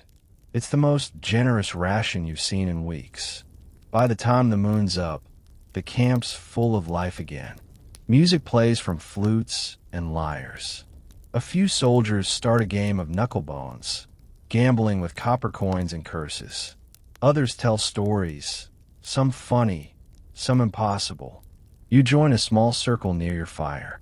Arta, the veteran with half an ear, leans forward, his eyes glinting in the firelight. "Ever heard about the cursed pass of Duzdag?" he says, voice low. "They say it's haunted by soldiers who never got their orders to stop marching." Tabit groans. "Don't start this again." "No, listen," Arta insists. At night, if you're quiet, you can hear their sandals scraping, still moving in circles. "The kings, I forgot about them, and they've been trying to report back ever since." You grin. "So what happens if they finally find the satrap?" Arta shrugs. "Then they take his place." The group chuckles nervously. The joke's funny, but only because it's close to truth. Out here, orders can outlive the men who give them. Later, the music fades, replaced by the crackle of dying fires. You sit with Darius, passing a wineskin back and forth. The stars shimmer faintly above. "Do you think anyone at home remembers us?" you ask quietly.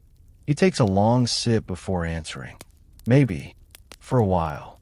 He pauses, then adds, "But when the harvest comes, they'll think about the fields again. That's just how it is." You nod. You've already started forgetting the smell of your own village. The wet earth, the warm bread.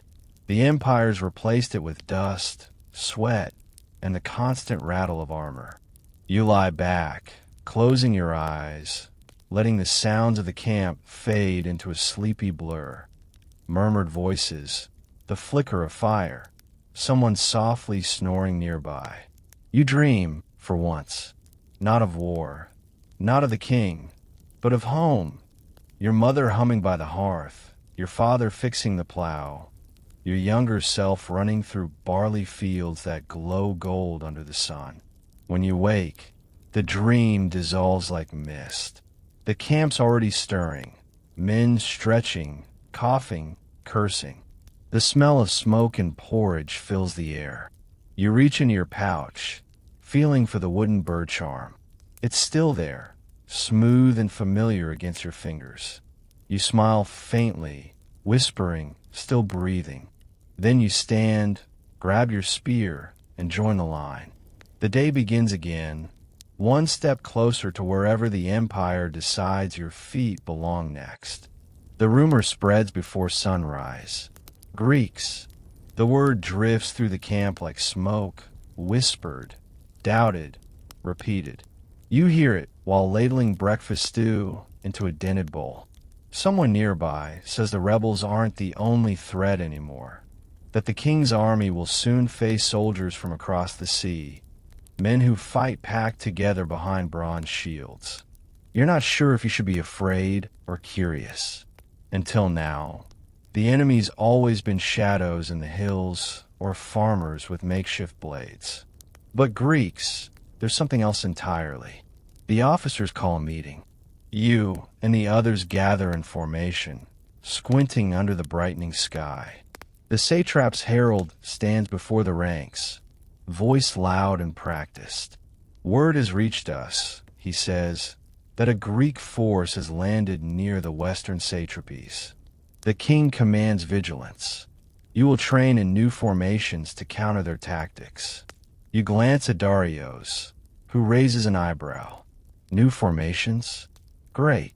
Maybe this time we'll fight, standing on our heads. But the officers aren't joking. The drills begin immediately. The training ground fills with the metallic clatter of shields and the rhythmic stomp of sandals. The drill master explains, Greeks fight close, shoulder to shoulder. They push. They crush. He jabs his staff toward the line, will not let them. You practice the maneuver over and over. First, you fire volleys of arrows from a distance, retreating as they advance. Then, when they close in, the front ranks lower their spears in a tight line. Brace for the impact. You're not trying to overwhelm the enemy. You're trying to outlast them. The sun climbs higher. Sweat drips into your eyes, stinging. You can almost hear the imagined sound of bronze armor clanging, the muffled grunts of men locked in a pushing match. Don't meet their strength, the drill master yells. Make them chase it. Historians still argue whether Persian tactics were cowardly or brilliant. Standing here, drenched in sweat, you're leaning toward brilliant. Why wrestle a wall of angry Greeks when you can simply let it tire itself out? By noon, the heat's unbearable. You strip down to your linen underclothes, drinking from a water skin that tastes like warm leather. The officers stroll past with their fine silk robes and shaded hats, muttering about glory and honor, as though either will fix your sunburn. Tabnet, wiping his forehead, mutters, I'd trade every arrow in this quiver for a bit of that shade. You nod, or a bowl of cold water, or, he adds, a world without Greeks. That gets a few laughs. Gallows humor, the universal soldier's language. Later that evening, the satrap himself rides through the camp to inspect the troops. Pharnabazus always looks like he stepped straight out of sculpture. Robes immaculate, beard perfect, horse shimmering with oil. He stops before the line and studies the soldiers. Greeks are stubborn, he says. They fight for pride. We fight for civilization. He lets that hang in the air, as though it's profound. Darius leans toward you and whispers, civilization doesn't pay my back wages. You choke back a laugh just in time. After the inspection, you return to your tent. The camp feels restless, humming with nervous energy. Men sharpen blades, check arrows, whisper about the stories they've heard. How the Greeks form an unbreakable wall of bronze. How their spears are so long they can skewer 3 men at once. How their war cries sound like thunder rolling across the hills. You've heard exaggerations before, but still, There's something about this rumor that makes your stomach twist. That night, a messenger from another regiment joins your fire. He's a thin, wiry man with dust caked on his face. "I saw them," he says quietly. 2 days' march from here. Hoplites, dozens of them, maybe hundreds. "What do they look like?" you ask. He stares into the fire. "Like walking statues. Bronze from head to toe. Shields so big you could hide a camel behind one. They don't talk. They just move." You exchange a glance with Darius. He raises his eyebrows. "Sounds like a fun group. Maybe they don't need to talk," Tabnit says. "Maybe that's how they win." The messenger shrugs. "Maybe. Or maybe they just haven't met Persians like us." The conversation fades, replaced by the crackle of the fire and the low murmur of the night. You can't tell whether you're more afraid of the Greeks or of what the satrap will do if you lose to them. You dream badly that night. Bronze walls closing in, arrows bouncing uselessly off shields, your spear snapping like dry wood. You wake before dawn, heart pounding, the dream's echo still clinging to your skin. Training intensifies the next morning. The officers run endless drills, archery volleys, tactical retreats, mock charges. You're so tired by midday that when the horns sound for rest, you just drop to your knees and stay there for a full minute before moving again. The food rations don't help. Thin soup, coarse bread, and figs so dry they could double as projectiles. You eat anyway. Hunger's stronger than pride. By evening, you're back at the fire, too exhausted to talk. You watch the flames dance in silence, mind drifting. You think of home, how quiet it was, how simple. The rhythm of the plow instead of the drum. The whisper of barley instead of steel. Darius nudges you. "You all right? Just tired?" He nods, staring at the fire. You ever wonder if we're the bad guys? You glance at him. "What makes you say that?" He shrugs. "The Greeks fight to defend their land. We fight because someone told us to." You let the question hang. You don't have an answer. Maybe no one does. The next day, the officers announce the plan. You'll be advancing west, toward the coast, toward the Greeks. You can feel the ripple of unease move through the ranks like wind through grass. The chatter dies. Men pack in silence. Before you sleep that night, you check your gear one last time. Bowstring tight, spearhead polished, wooden charm secure in your pouch. You lie back and stare at the stars again, those indifferent witnesses to every human foolishness. You whisper, if you're listening, Ahura Mazda, maybe let them trip over their own sandals tomorrow. Somewhere, Darius mutters, half asleep, amen to that. You smile, close your eyes, and let the night take you. Half soldier, half dreamer, and fully aware that when dawn comes, history's waiting with its judgment sharpened. At dawn, the horns sound like the sky itself is cracking. You jolt awake, heart thudding, hands reaching instinctively for your spear. Around you, men stumble out of tents, rubbing sleep from their eyes, strapping on armor that hasn't been fully cleaned since the last battle. The ground's still cold beneath your feet, but the heat will come soon enough.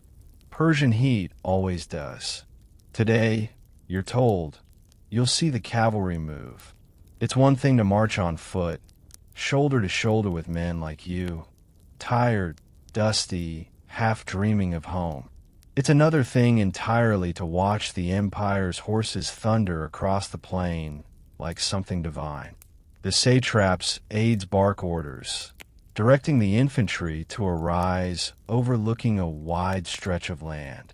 You climb with the others, boots crunching against gravel. From the ridge, you can see it all. The plain below, flat and golden, stretching out like a vast open stage. On it, 1,000 riders line up under the morning sun, the air shimmering around them. The immortals are at their center. You've seen them before in passing, But never like this, arrayed in perfect order, armor gleaming, shields polished to mirrors. Each wears a robe dyed deep crimson, overlaid with bronze scales that glint like fish skin. Their helmets catch the light, their spears tipped with silver pomegranates that flash as they move. And move they do, with a precision that feels almost supernatural. When the horns sound again, the horses surge forward in perfect unison, pounding the earth in waves. Dust rises, cloaking them in gold haze, but even through it, the rhythm stays flawless. They split, merge, wheel, and reform like a living organism. You can feel the vibrations in your chest. Someone near you whispers. That's why they're called immortals. You nod slowly. Watching them, it's hard not to believe the myth, that for everyone who dies, another immediately takes his place, keeping their number eternal. You almost laugh at how the Empire's propaganda works. Almost. But as their line sweeps past, flawless and relentless, you think, maybe there's truth in it. The satrap rides out to join them, his horse adorned with gold tassels, his robes rippling behind him. From a distance, he looks magnificent, almost kingly. From up close, you know his hands are soft. Still, when he lifts his arm, the whole plain obeys. That kind of power, even if borrowed, feels godlike. Archer's ready. Your officer calls. You knock an arrow, aim at a distant target dummy. The order's just for training, but the tension feels real. On cue, hundreds of strings snap, and the sky fills with black lines arcing through the sunlight. The arrows fall like rain, their hiss mixing with the rumble of the cavalry. You release another, then another, losing yourself in the rhythm. Draw, breathe, release. The immortals sweep through the field below, their spears flashing, slicing through straw dummies as if through air. The wind carries the smell of dust, sweat, and horsehide. You taste it on your tongue. Historians still argue whether Persian cavalry dominated the battlefield or merely dazzled onlookers. Standing here, the answer feels obvious. Both. After the exercise, the satrap rides past your regiment, his horse's hooves kicking up small puffs of dust. You see now what order looks like, he says, voice rich with pride. You too must fight like this, with discipline, with grace, with faith in the king's will. He rides on before anyone can reply. Darius leans closer, muttering, I'd settle for a horse that listens, a stomach that's full, and a commander who doesn't quote himself. You laugh quietly, shaking your head. Later, while the cavalry rests, you wander toward their camp. The immortals section is different, neater, quieter, somehow more deliberate. Their tents are arranged in perfect rows, their banners spotless. Even their campfires seem to burn evenly, as if they've been ordered to. You watch them work, oiling armor, combing horses, checking spearheads. No one shouts. No one rushes. Every movement's measured. You can't tell if it's discipline or just that they've done it so many times the motions have replaced thought. One of them notices you watching. He's older than most, beard streaked with gray, his face calm but unreadable. He walks over, nods once. Infantry, he asks. You nod. He studies you for a moment, then says, remember this. A man with a spear and fear is still a soldier. A man with a spear and pride is already dead. Before you can reply, he turns and walks away. You stand there for a long time, not sure whether you've been insulted or taught something. That evening, as the sun bleeds orange across the horizon, you sit with Darius and Tabnet near your fire. The ground hums faintly from the distant movement of horses. The sound feels eternal, like the empire itself breathing. Tabnet pokes at the coals with a stick. You ever notice, he says, how every empire says its warriors are immortal? Maybe they're right, Darius says. In a way. How so, you ask? He shrugs. They die, sure. But their names, someone always remembers.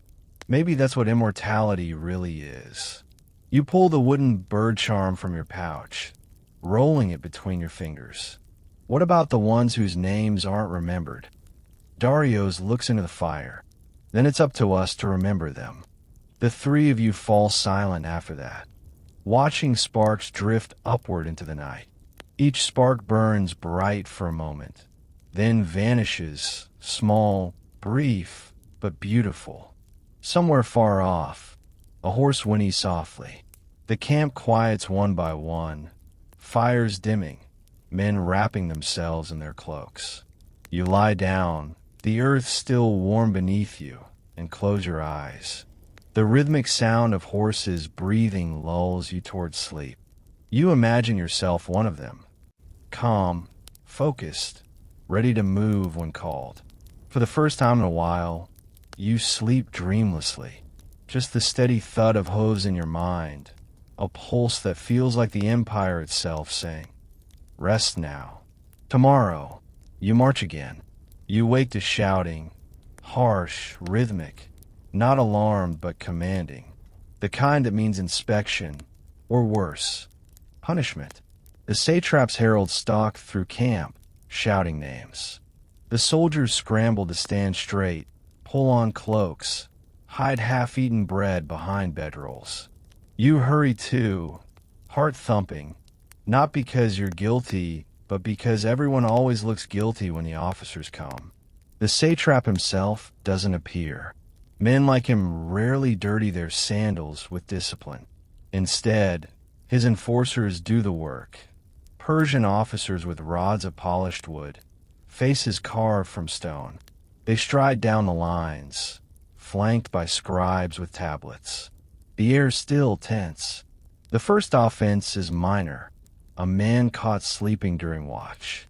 He's dragged before the ranks, eyes wide, mouth opening and closing like a fish. The officer announces his crime, his tone almost bored. Negligence under the king's service. Two soldiers hold the man steady. The rod comes down once, twice, 10 times. The sound of which striking flesh echoes through the camp. You look straight ahead. You've learned not to watch too closely. Next is theft. Someone caught taking extra rations from the supply wagon. The officer doesn't even need to announce the sentence. Everyone knows what happens to thieves. The man's head is shaved, his hands bound, and he's paraded around camp while soldiers throw sand and curses. He's lucky. They're not executing him, just humiliating him into obedience. When it's done, the satrap's herald proclaims, "Let all remember, the great king's justice is swift and fair." Fair. That word sticks in your throat. You remember something the veteran Arta told you once. In Persia, mercy is a luxury. Order is survival. You didn't understand then. You do now.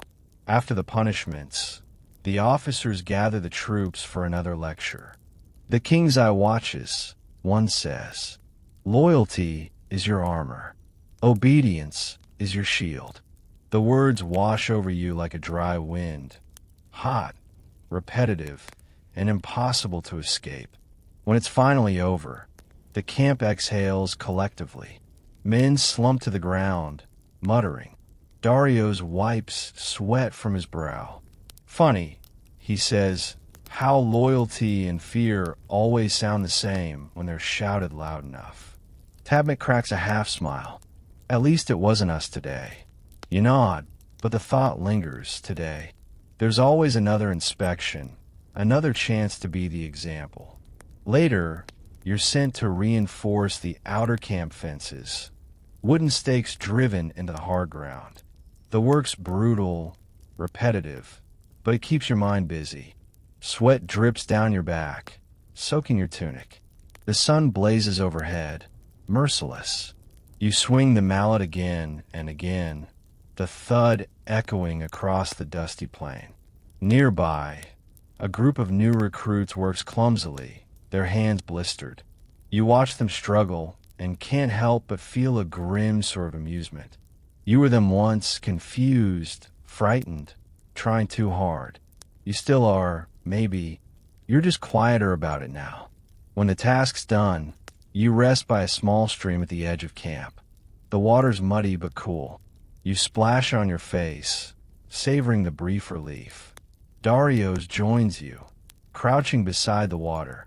You ever think about what you'll do when this ends? He asks. You snort. What ends? This. The marching. The fighting. You think for a moment. I'll probably go home. If I still have one. He nods. I'll start a vineyard, he says, smiling faintly. I'll make wine so bad people will think it's medicine. You laugh.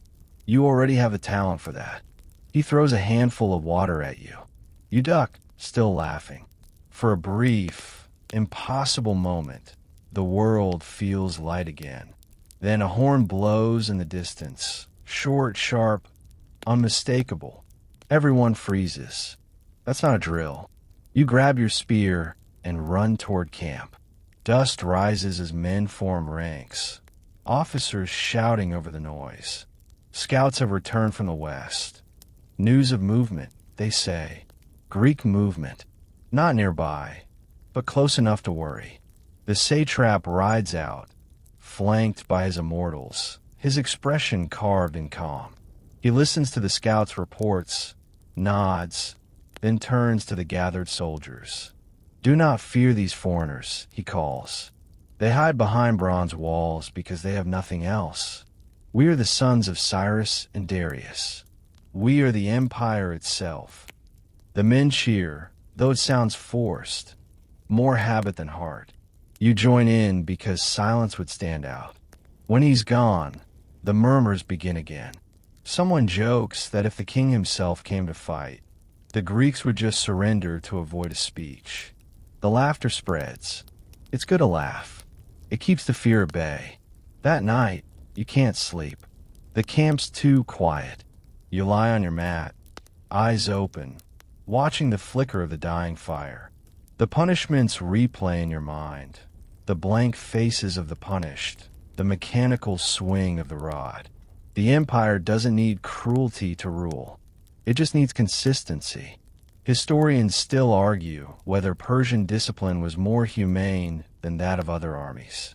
Maybe that depends on what you call humane. A soft breeze drifts through camp.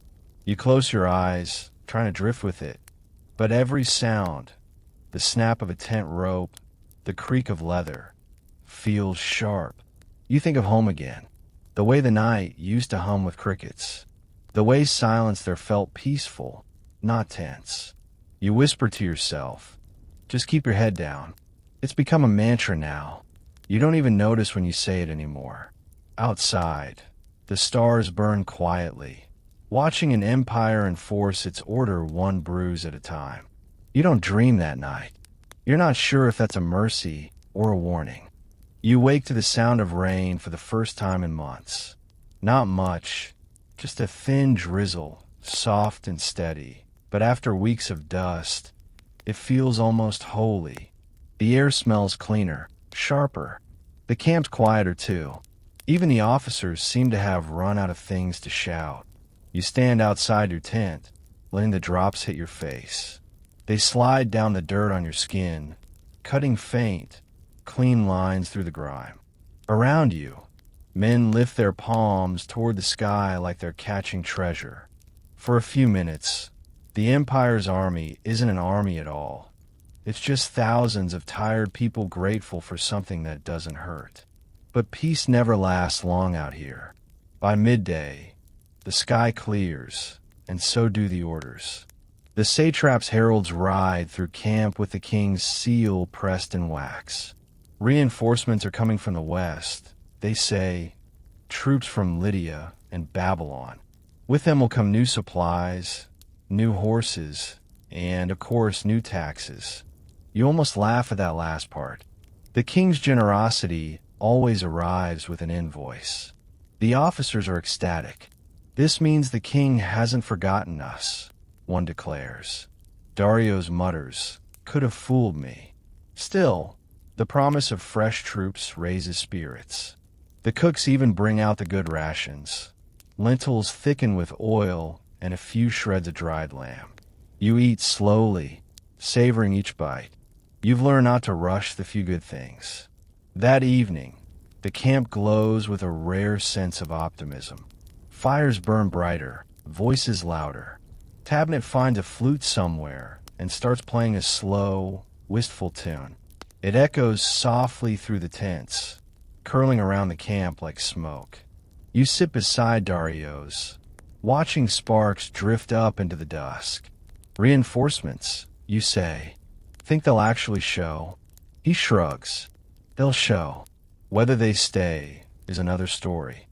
He's right. You've heard stories of reinforcements arriving, eating through supplies, then marching off again before the real fight begins. But even false hope is still hope, and tonight, that's enough. When the wind shifts, you catch the smell of rain again. Faint, sweet, fleeting. It reminds you of home. You think of the fields after a storm, the soft squelch of mud beneath your feet, your mother scolding you for tracking it indoors. You smile without meaning to. A voice interrupts your memory. You there, Archer. You turn. It's one of the immortals, the same older soldier who spoke to you days ago. His armor gleams even in the low firelight. Yes, sir. He studies you for a moment. The satrap wants reliable men for a patrol at first light. You'll come. It's not a request. Yes, sir. He nods once and walks away. Darius looks at you, eyebrows raised. You really must have an honest face. Or a stupid one, you say. He grins. Same thing in this army. You wake before dawn, gear already packed. The patrol gathers near the southern edge of camp. 10 men, 2 horses, 1 officer. The world's still gray, the air cool. You march through the valley, feet squelching in wet sand. The sound of dripping water is everywhere, a rhythm older than language. The officer's quiet, alert. You follow his lead, scanning the rocks. The rain's erased most tracks, but the terrain feels wrong. Too still. Even the birds are silent. Hours pass. The sky brightens, the clouds thinning to streaks of pale gold. You reach a narrow pass between 2 cliffs. The officer signals a halt. We'll rest here, he says. You sit, chewing a figure. The air's damp but fresh, carrying the smell of wet stone. You almost relax. Almost. Then movement. A flash of color at the ridge. Then another. You rise instantly, bow in hand. The officer curses. Ambush. Shields up.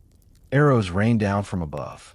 You drop to one knee, raising your shield just in time.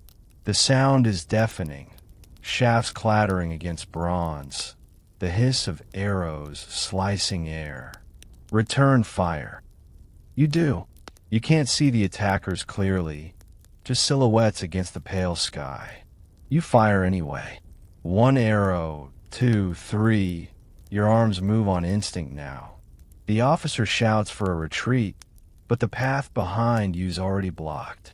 A small band of rebels, or raiders, or maybe just men who hate the Empire enough to die for it, rush down the slope, screaming.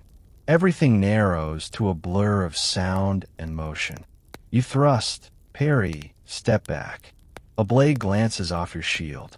You counter, spear point finding a gap between ribs. The man collapses, gasping. You barely feel it. You're past feeling.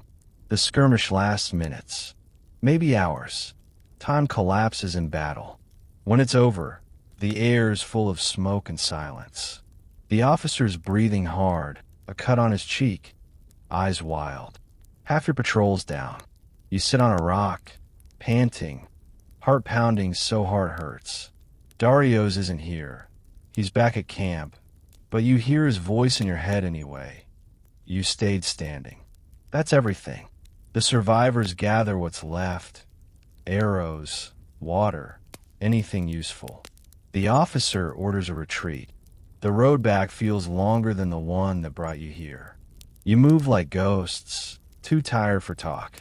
When you finally see the camp's edge, relief hits like a wave. The guards open the gate without question. Your faces tell them everything. That night, the satrap holds no speech. The soldiers just eat, quietly, mechanically. The drizzle returns, faint as breath. You lie on your mat, staring at the tent's ceiling, listening to the soft patter of rain. Historians still argue whether the Persians lost more men to war or to weariness. Lying here, you think the answer doesn't matter. The empire always demands the same tribute: time, flesh, and the ability to sleep without remembering. You reach in your pouch, pull out the wooden bird charm, and set it beside you. Its small shape catches the flicker of firelight. For some reason, it comforts you. You whisper to it like an old friend, "We made it back." Again, outside, thunder rumbles faintly in the distance. It sounds almost like applause, quiet, distant, and undeserved. The next morning, the sky is washed clean, pale blue, almost too bright. You squint against it, your eyes aching from days of dim tents and sleepless nights. The camp's buzzing again, not with panic, but with purpose. The reinforcements have finally arrived. You hear them before you see them. Horses snorting, wagon wheels creaking, voices shouting in a dozen accents. The Persian army's a mosaic, and the new arrivals only make it louder. Lydians in polished bronze breastplates, Babylonians with long beards and patterned robes, a handful of Bactrian cavalry, whose horses look as mean as their riders. The empire doesn't care who you are, only that you march when it says march. The satrap himself rides out to greet the new commander, a royal envoy from Susa. You watch from a distance as their entourages meet, banners fluttering, guards perfectly still. The envoy's armor gleams, so brightly it hurts to look at, his beard trimmed to mathematical precision. He carries himself like a man used to obedience. The two men speak in low voices, too far for you to hear. But whatever the words, the tone's unmistakable. Authority layered on top of authority, both pretending to be equal. Later, word spreads through the ranks. The envoys brought new orders. March west, join the king's greater host, and prepare for an engagement with Greek forces near the coast. Darius groans when he hears. "We just got here," he says, mouth full of bread. "Now we're going back." You shrug. The king points. "We move." He sighs. "I wish he'd point us toward a tavern for once." Packing begins immediately. You're used to it by now. The endless rhythm of building, breaking, and rebuilding camp. The sound of hammering, folding, dragging, tying. It's almost musical in its monotony. The envoy's arrival changes everything. The discipline sharpens overnight. Soldiers polish armor until it gleams. Officers start shouting again. And scribes scurry through camp with clay tablets like frightened beetles. Historians still argue whether Persian success came from fear or faith. Watching this frenzy, you're starting to think it's both. That evening, the satrap and the envoy host a feast.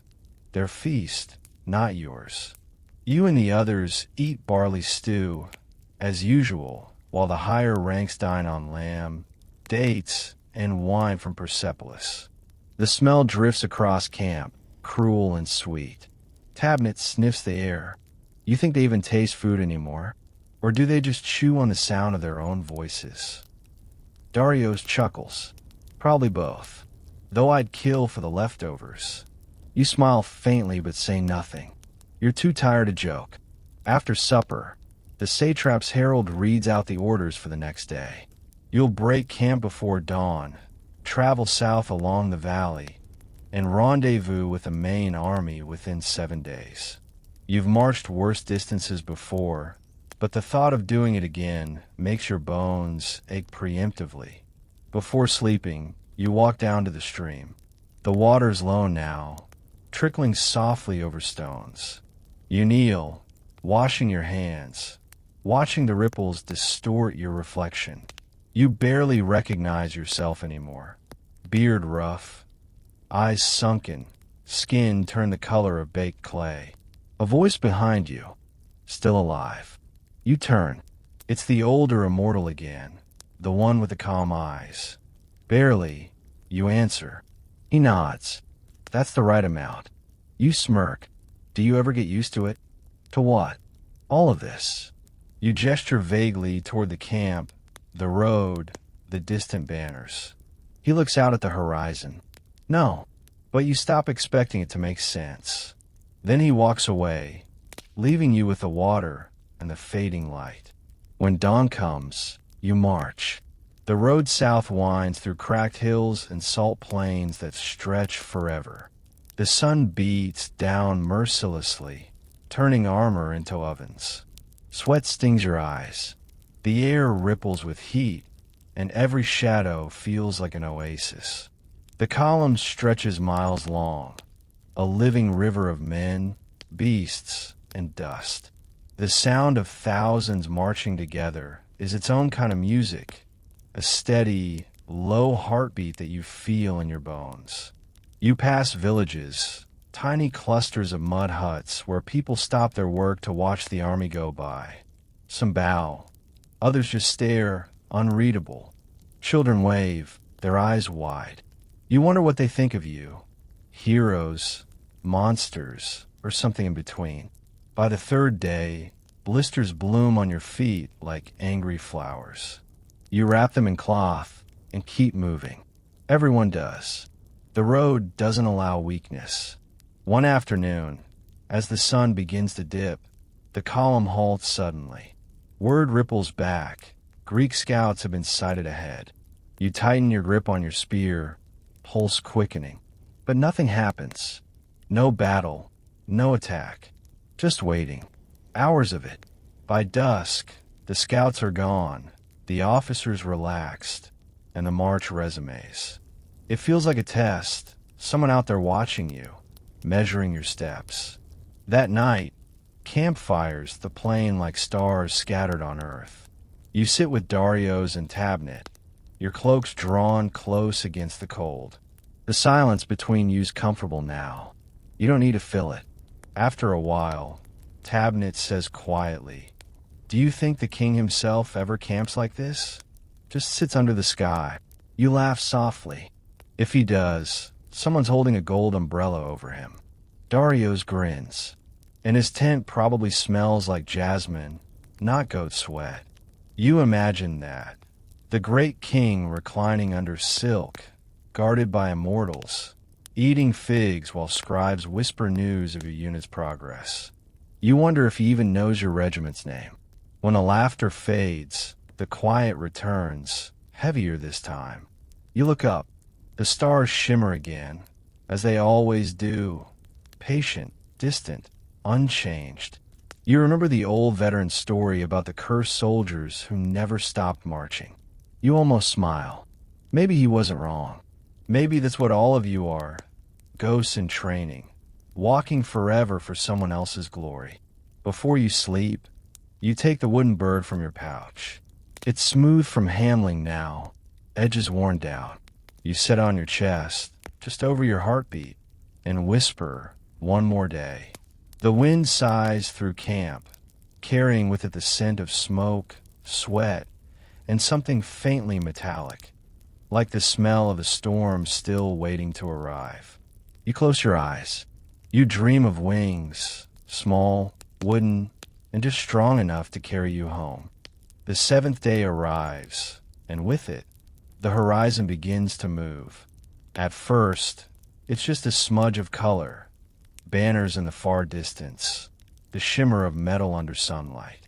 But as your regiment draws closer, the smudge becomes an army. The king's army. You've seen soldiers before.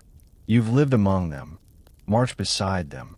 But nothing compares to this. The great host of Persia stretches farther than sight itself. Men from every corner of the empire, shoulder to shoulder, their banners fluttering like an ocean of color. You stop walking for a moment just to take it in. The sight feels unreal. Rows of infantry from Susa and Ecbatana, cavalry from Media, archers from Elam, even elephant riders from India. The world is gathered here under one crown. Darius whistles low. So this is what the taxes pay for. Tabnet grins faintly. Remind me never to argue with the king again. The satrap's heralds ride ahead to announce your arrival. Within the hour, your regiment's assigned to the right flank, near the archers' encampment. Scribes mark everything down with obsessive precision. How many men? How many horses? How many spears? The empire counts lives the way merchants count coins. As the sun begins to fall, the great king himself arrives. You don't see him clearly. He's surrounded by an entourage of guards, nobles, and attendants. But you feel his presence ripple through the camp like a physical thing. Every man stops what he's doing. Even the horses seem to stand taller. Trumpets blare. A golden chariot rolls slowly through the ranks. The king's robe catches the light, woven with patterns so intricate it hurts to look at. His face is calm, serene, detached. A god in human form, or so the priests say. The satrap dismounts and kneels, forehead pressed to the ground. Everyone follows. You too. You lower your head until you can taste dust, until the world narrows to one sound, the creak of the royal chariot passing by. When you finally rise, he's gone, vanished into the maze of tents at the heart of the camp. It's strange. You feel both honored and insignificant, like you've just glimpsed the sun through a keyhole. That night, the camp burns with light. Torches line the roads, cooking fires crackle, and the air is thick with the smell of roasted meat. The great host feasts in unison, each province gathered around its own banners. Music rises, drums, flutes, chants in a dozen languages blending into one immense, rhythmic pulse.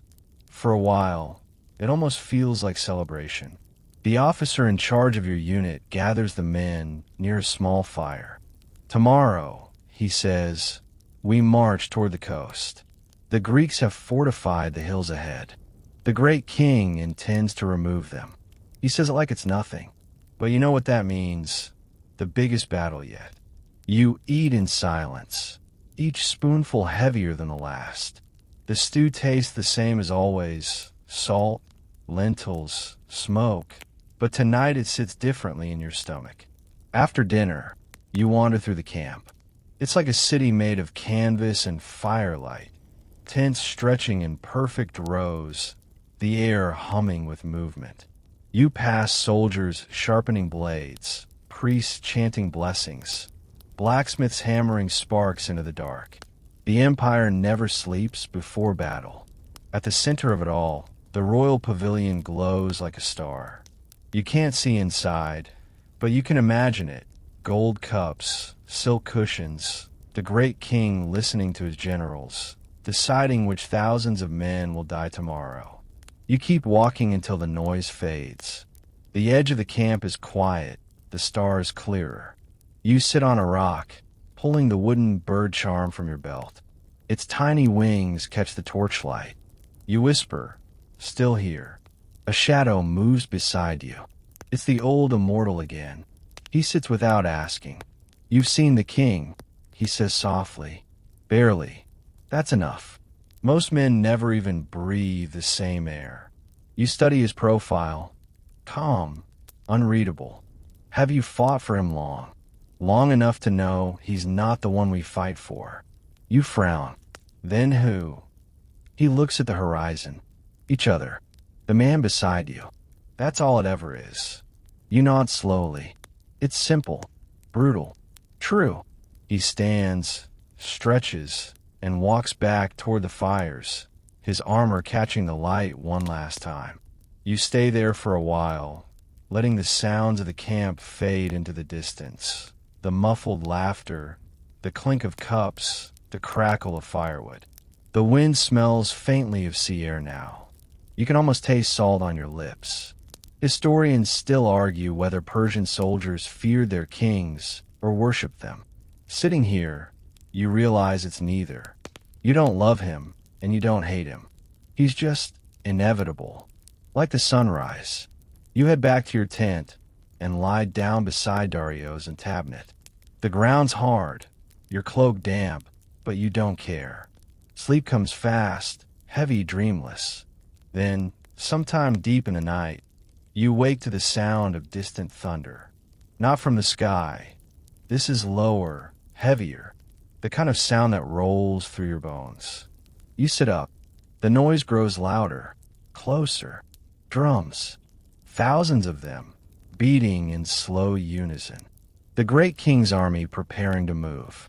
You lie back down, staring at the dark canvas above, the rhythm echoing in your chest. It feels like the world's heartbeat, and you're just one cell caught in its endless pulse. Dawn doesn't arrive gently. It hits like a fist. Before the sun even clears the low ridge to the east, the horns are already screaming across the camp, and the drummers are pounding out that slow, rolling beat you felt in your chest last night. You jolt awake, scramble up, grab your spear and shield, and step into a world already in motion. Tents are coming down in waves. Horses are being saddled. Banners are rising. Today is not practice. Officers rush through the ranks shouting assignments. Left wing, center, reserve, baggage trains. You're placed in the forward infantry line of your satrap's contingent. Not the elite immortals, not the cavalry, not the archers held back in comfort. You're in the part that holds, or breaks. The great king's host forms up across the plain, spilling into position with frightening speed. It's like watching a city rearrange itself into a weapon. Shield to shield, you advance. The earth is hard-packed and pale under a thin layer of dust. Your sandals crunch in rhythm with thousands of others. Behind you, archers already stringing bows. To your right, cavalry, horses snorting, stamping, tossing their heads like they can feel the tension vibrating through the air.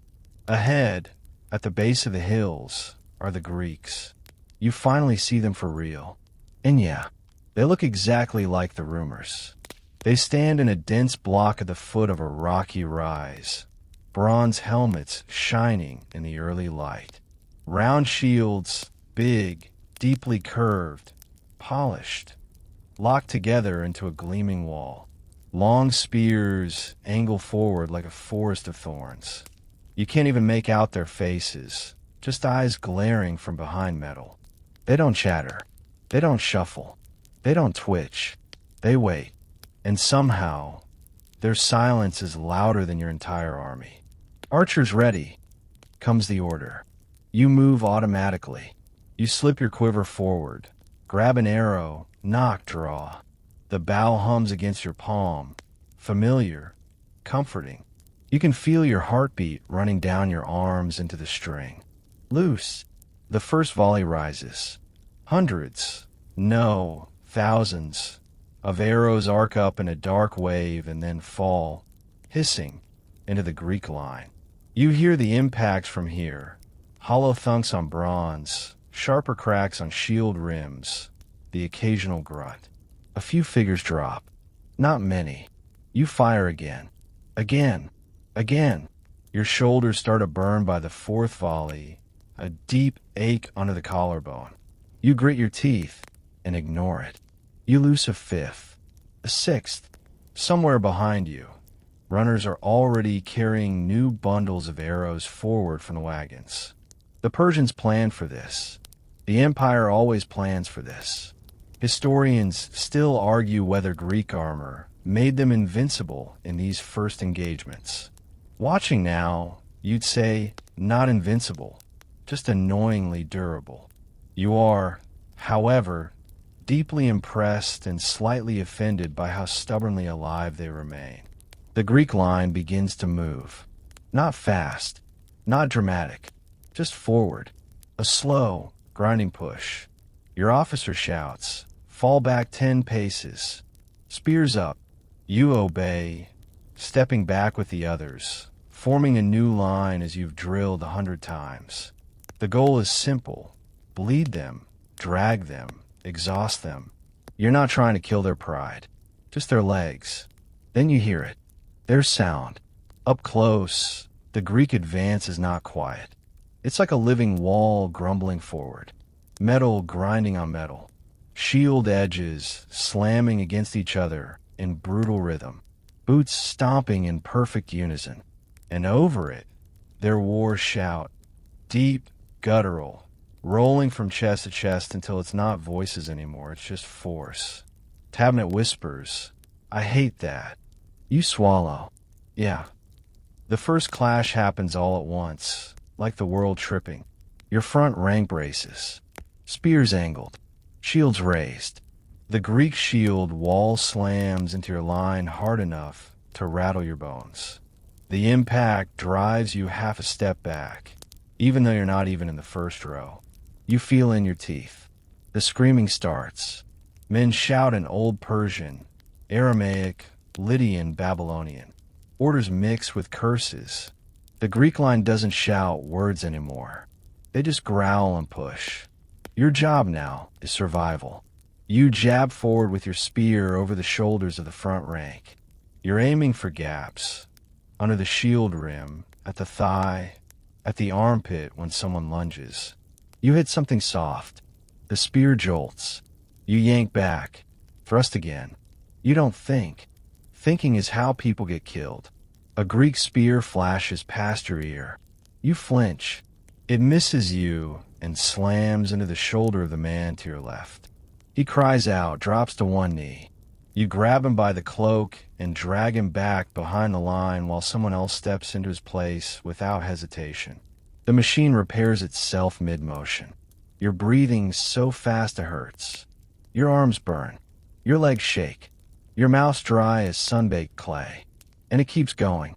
This isn't some wild, spinning sword dance like the bards sing about. This is pressure. This is weight. This is two walls leaning on each other to see which one cracks first. The officer bellows, "Cavalry right flank." Now, the timing is everything. From the corner of your vision, horses explode into motion. Persian cavalry sweeps around in a wide arc, kicking up dust, circling behind the Greek line. The riders lean low, pelting the rear ranks with javelins, slicing in and out before the longer Greek spears can turn.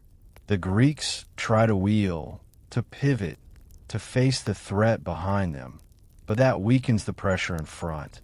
You feel it. The line in front of you gives, just a little. Forward. Your officer roars. You surge as one, shields up, spears stabbing. The ground underfoot's already slick with spilled water skins, torn cloth, and other things you're not naming out loud because we're keeping this PG-13, and also you're trying not to think about it. The Greek rank breaks. Not all of it. Not dramatically, not like in stories. It's messier than that. But a few men stumble, and when they do, the whole formation shivers. That's all it takes. The immortals move. You don't even see where they came from.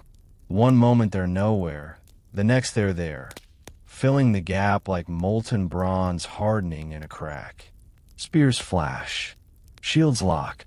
They pour through the smallest weakness and widen it with terrifying precision. You've trained under open sky for weeks. They've clearly trained for years. For the first time today, the Greeks fall back. Not panic, not rout. A controlled withdrawal up toward the rocks, step by stubborn step, shields never dropping. You almost respect them. Actually, no, you do respect them. You respect them a lot.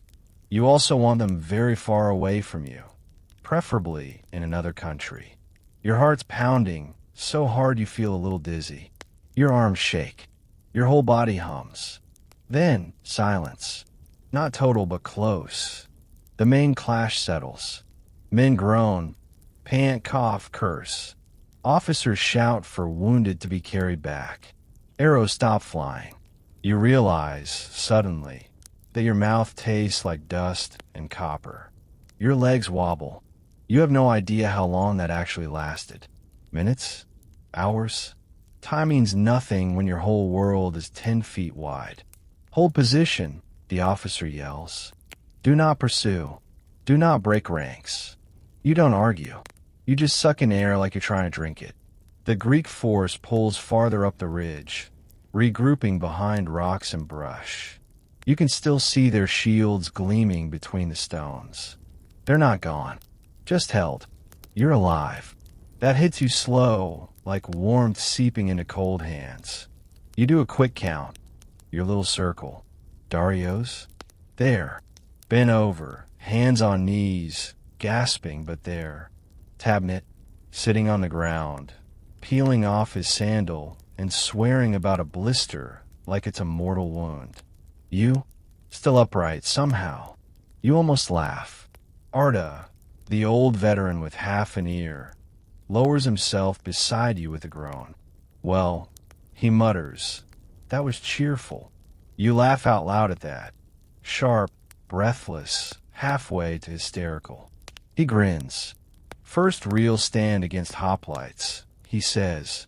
You did fine. I don't feel fine, you say. He nods. That's how you know you did it right. Around you, scribes move through the lines, taking notes. Yes, during cleanup. Names called, wounds logged, equipment checked. You actually see a scribe ask a man with a bleeding leg whether he still has his issued spear, because the satrap wants accurate counts. The man just stares at him in disbelief. Historians still argue whether Persia's greatness came from organization or flexibility. Watching a scribe demand paperwork from a limping archer, you're starting to think organization might be a little oversold. The sun climbs higher. The worst of the noise fades. You and the others sit in the dirt, leaning on your shields, catching whatever shade you can under their rims. Your arms throb. Your throat scratches. Your whole body feels used, like a tool that's starting to splinter. You look down at your hands. They're shaking again, not from fear this time, but from what's left behind after fear burns out. Darius flops down next to you and just lies there staring up at the pale sky. If anyone asks, he says, breathless, tell them I was magnificent. You let out a weak laugh. Any injuries? Pride's a bit scuffed, he says, otherwise still pretty. You lean your head back, feeling the sun on your face, the weight of the air pressing down, the dull ache in every muscle. And for one quiet, stolen moment, you let yourself believe it. Today, the line held. If it hadn't, if you and the others had cracked, scattered, run, this whole province might have snapped with you. Trade would die. Villages would burn. Rebellion would spread like brush fire on dry grass. Your home, hundreds of miles away, might feel the shock of that collapse. No pressure, right? You close your eyes and breathe slow. Ash, sweat, hoarse bronze. The smell of a day you'll never forget, whether you want to or not. You whisper, not loudly, just to yourself, just to the little wooden bird tucked in your pouch. One more time. You don't know if you're asking or promising. You just know you're still here to say it. The sun sinks low, and with it, the sounds of battle fade into a distant hum, the dying pulse of a day that's changed everything. The air smells like burnt oil and trampled earth. Smoke curls from distant fires, thin as breath, drifting lazily toward the horizon. You're sitting on a slope now, shield propped beside you, head tipped back against a stone. Every part of your body aches, but the exhaustion feels clean, almost peaceful, like the pain has been washed of fear. The worst is over, at least for now. The Greeks are still up there in the hills, but they're not advancing. The satrap's messengers say it's a stalemate. You're told to hold position, guard the valley, and wait for new orders, which in Persian terms could mean hours, days, or until the gods themselves grow bored. The camp below looks like it's breathing. Fires flicker, casting a soft orange over the wreckage. Men move through the haze like ghosts, carrying water, tending to the wounded, counting what's left. Darius limps over, bandage wrapped around his arm. "You look like something a camel coughed up," he says. You smile weakly, and you smell like it. He chuckles, easing himself down beside you. For a while, you just sit together, not speaking. Words feel heavy tonight, like every one costs too much to use. Then Tabnit joins you, carrying a small jug of wine, the thin, watery kind officers hand out when they want to call a celebration. "For surviving," he says, handing it over. You take a sip. It tastes awful, but it's warm, and it burns just enough to make you forget how cold the winds become. Around you, laughter bubbles here and there, small, cautious, fragile. Someone's singing again, a half-remembered tune from home. It drifts through the air, soft as dust. You close your eyes, and for a second, you're back there. Not in armor, not in this endless desert of duty, just home. You can almost feel the sun through a kitchen window, smell bread baking, hear the distant hum of fields alive with cicadas. It's so vivid you could reach out and touch it. Then the wind shifts, and it's gone.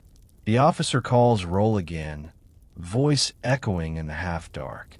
He reads each name from his wax tablet, waiting for a hear in return. Some names meet silence. The scribe doesn't pause, just moves to the next. It's mechanical, efficient. The empire can replace men faster than it can repair a broken spear. You stare into the fire until your eyes sting. "They'll send more," Darius says quietly. "I know," he nods, "but they won't be us." The words sit heavy between you. You don't answer. Historians still argue whether the Persian army's strength came from loyalty or inevitability, from hearts or from habit. You suspect it's the same thing, just wearing different sandals. The satrap rides past on a white horse, flanked by his immortals. His robes spotless again, beard immaculate, as if he's never sweat a day in his life. He raises one jeweled hand toward the fires, a gesture half blessing, half possession. "The king will hear of your courage," his herald announces. The soldiers cheer weakly. You don't bother. You're not angry. You're just tired of pretending it means anything. After he's gone, the night grows still again. The wind rustles through broken banners, carrying the faint sound of waves from somewhere far beyond the hills. The sea, you've never seen it, but you can smell the salt. The thought of it feels impossibly far away, and yet, tonight, almost reachable. You lie back, the stars sharp above you, cold and countless. The same stars that watched Cyrus march east, that watched Darius cross the deserts, that now watch you. You wonder if they remember each name, or if, like the Empire, they just count the light. Darius is already asleep beside you, soft snores rising and falling. Tabnit hums quietly to himself, fingers tapping against his knee in rhythm with the fire. You close your eyes and let their sounds fold into the night's hum, steady, familiar, alive. You take out the wooden bird one last time. Its surface is smooth now, its edges worn flat from months of travel, of battles, of sleepless nights. You run your thumb along the tiny, carved wings. You imagine it flying, small and determined, across mountains, across rivers, all the way home. You whisper, "We made it, little one." You tuck it under your cloak, close to your heart. The next morning, the horns don't blow. No orders come. The sky's pale and gentle, the kind of color that makes the world look softer. The soldiers move quietly, slowly. No shouting, no drills. Just the low murmur of a camp that's still breathing. You rise, stretch, feel every bruise like a personal complaint from the gods. You fetch water, wash your hands, and for a moment, watch it run clear. It's a small thing, but it feels like a victory. Somewhere beyond the hills, you can hear gulls crying. The sea must be close. You wonder if, after all this, you'll finally see it, the great edge of the world. Maybe not today, maybe not ever, but you can feel it calling. The empire will march again, of course. It always does. But for now, there's quiet. You sit beside the fire, sip the last of the wine, and let the warmth soak into your bones. The wind sighs through the valley, carrying with it the scent of salt, and for the first time in forever, it doesn't smell like war. You smile, close your eyes, and breathe slow. Everything, the pain, the noise, the endless movement, begins to fade. And as your thoughts drift, the world softens. The stars blur. The last sounds are soft ones. The crackle of fire, the distant lull of waves, the slow rhythm of your heartbeat. The empire, the king, the soldiers, the dust, all of it falls away until there's just stillness. And in that stillness, you sleep. Peaceful. Whole. Home at last. So let's slow things down now. The fires have dimmed, the drums have stopped, and the Persian night stretches wide and quiet above you. The stars blink faintly, their light spilling over the tents like the last trace of memory. You feel the air cool against your skin, gentle, like a hand smoothing away the day's rough edges. Your heartbeat, once pounding with the rhythm of war, now settles into something soft, steady. The wind moves lazily through the camp, carrying only the faintest whisper of the sea. In the distance, someone's humming, low, slow, familiar. You can almost hum along. You picture the bird in your hand again, tiny and weightless, wings carved from time itself. You imagine setting it free, watching it drift upward until it disappears into that endless dark. You've marched far, fought hard, and survived what most couldn't. But now you don't need to fight. You can rest. Let your breath fall in rhythm with the world around you. Slow inhale, long exhale, like the tide itself. Let your shoulders loosen, your jaw unclench, your thoughts untangle. You're no longer in the desert. You're somewhere quiet, where the sand turns to shore, where the waves lap gently against your feet. The stars are kind tonight. They've seen everything, and still they keep shining. So just breathe. Let the empire fade. Let the noise dissolve. Let the silence wrap you like a blanket. You are safe. You are still. You are home. Sweet dreams.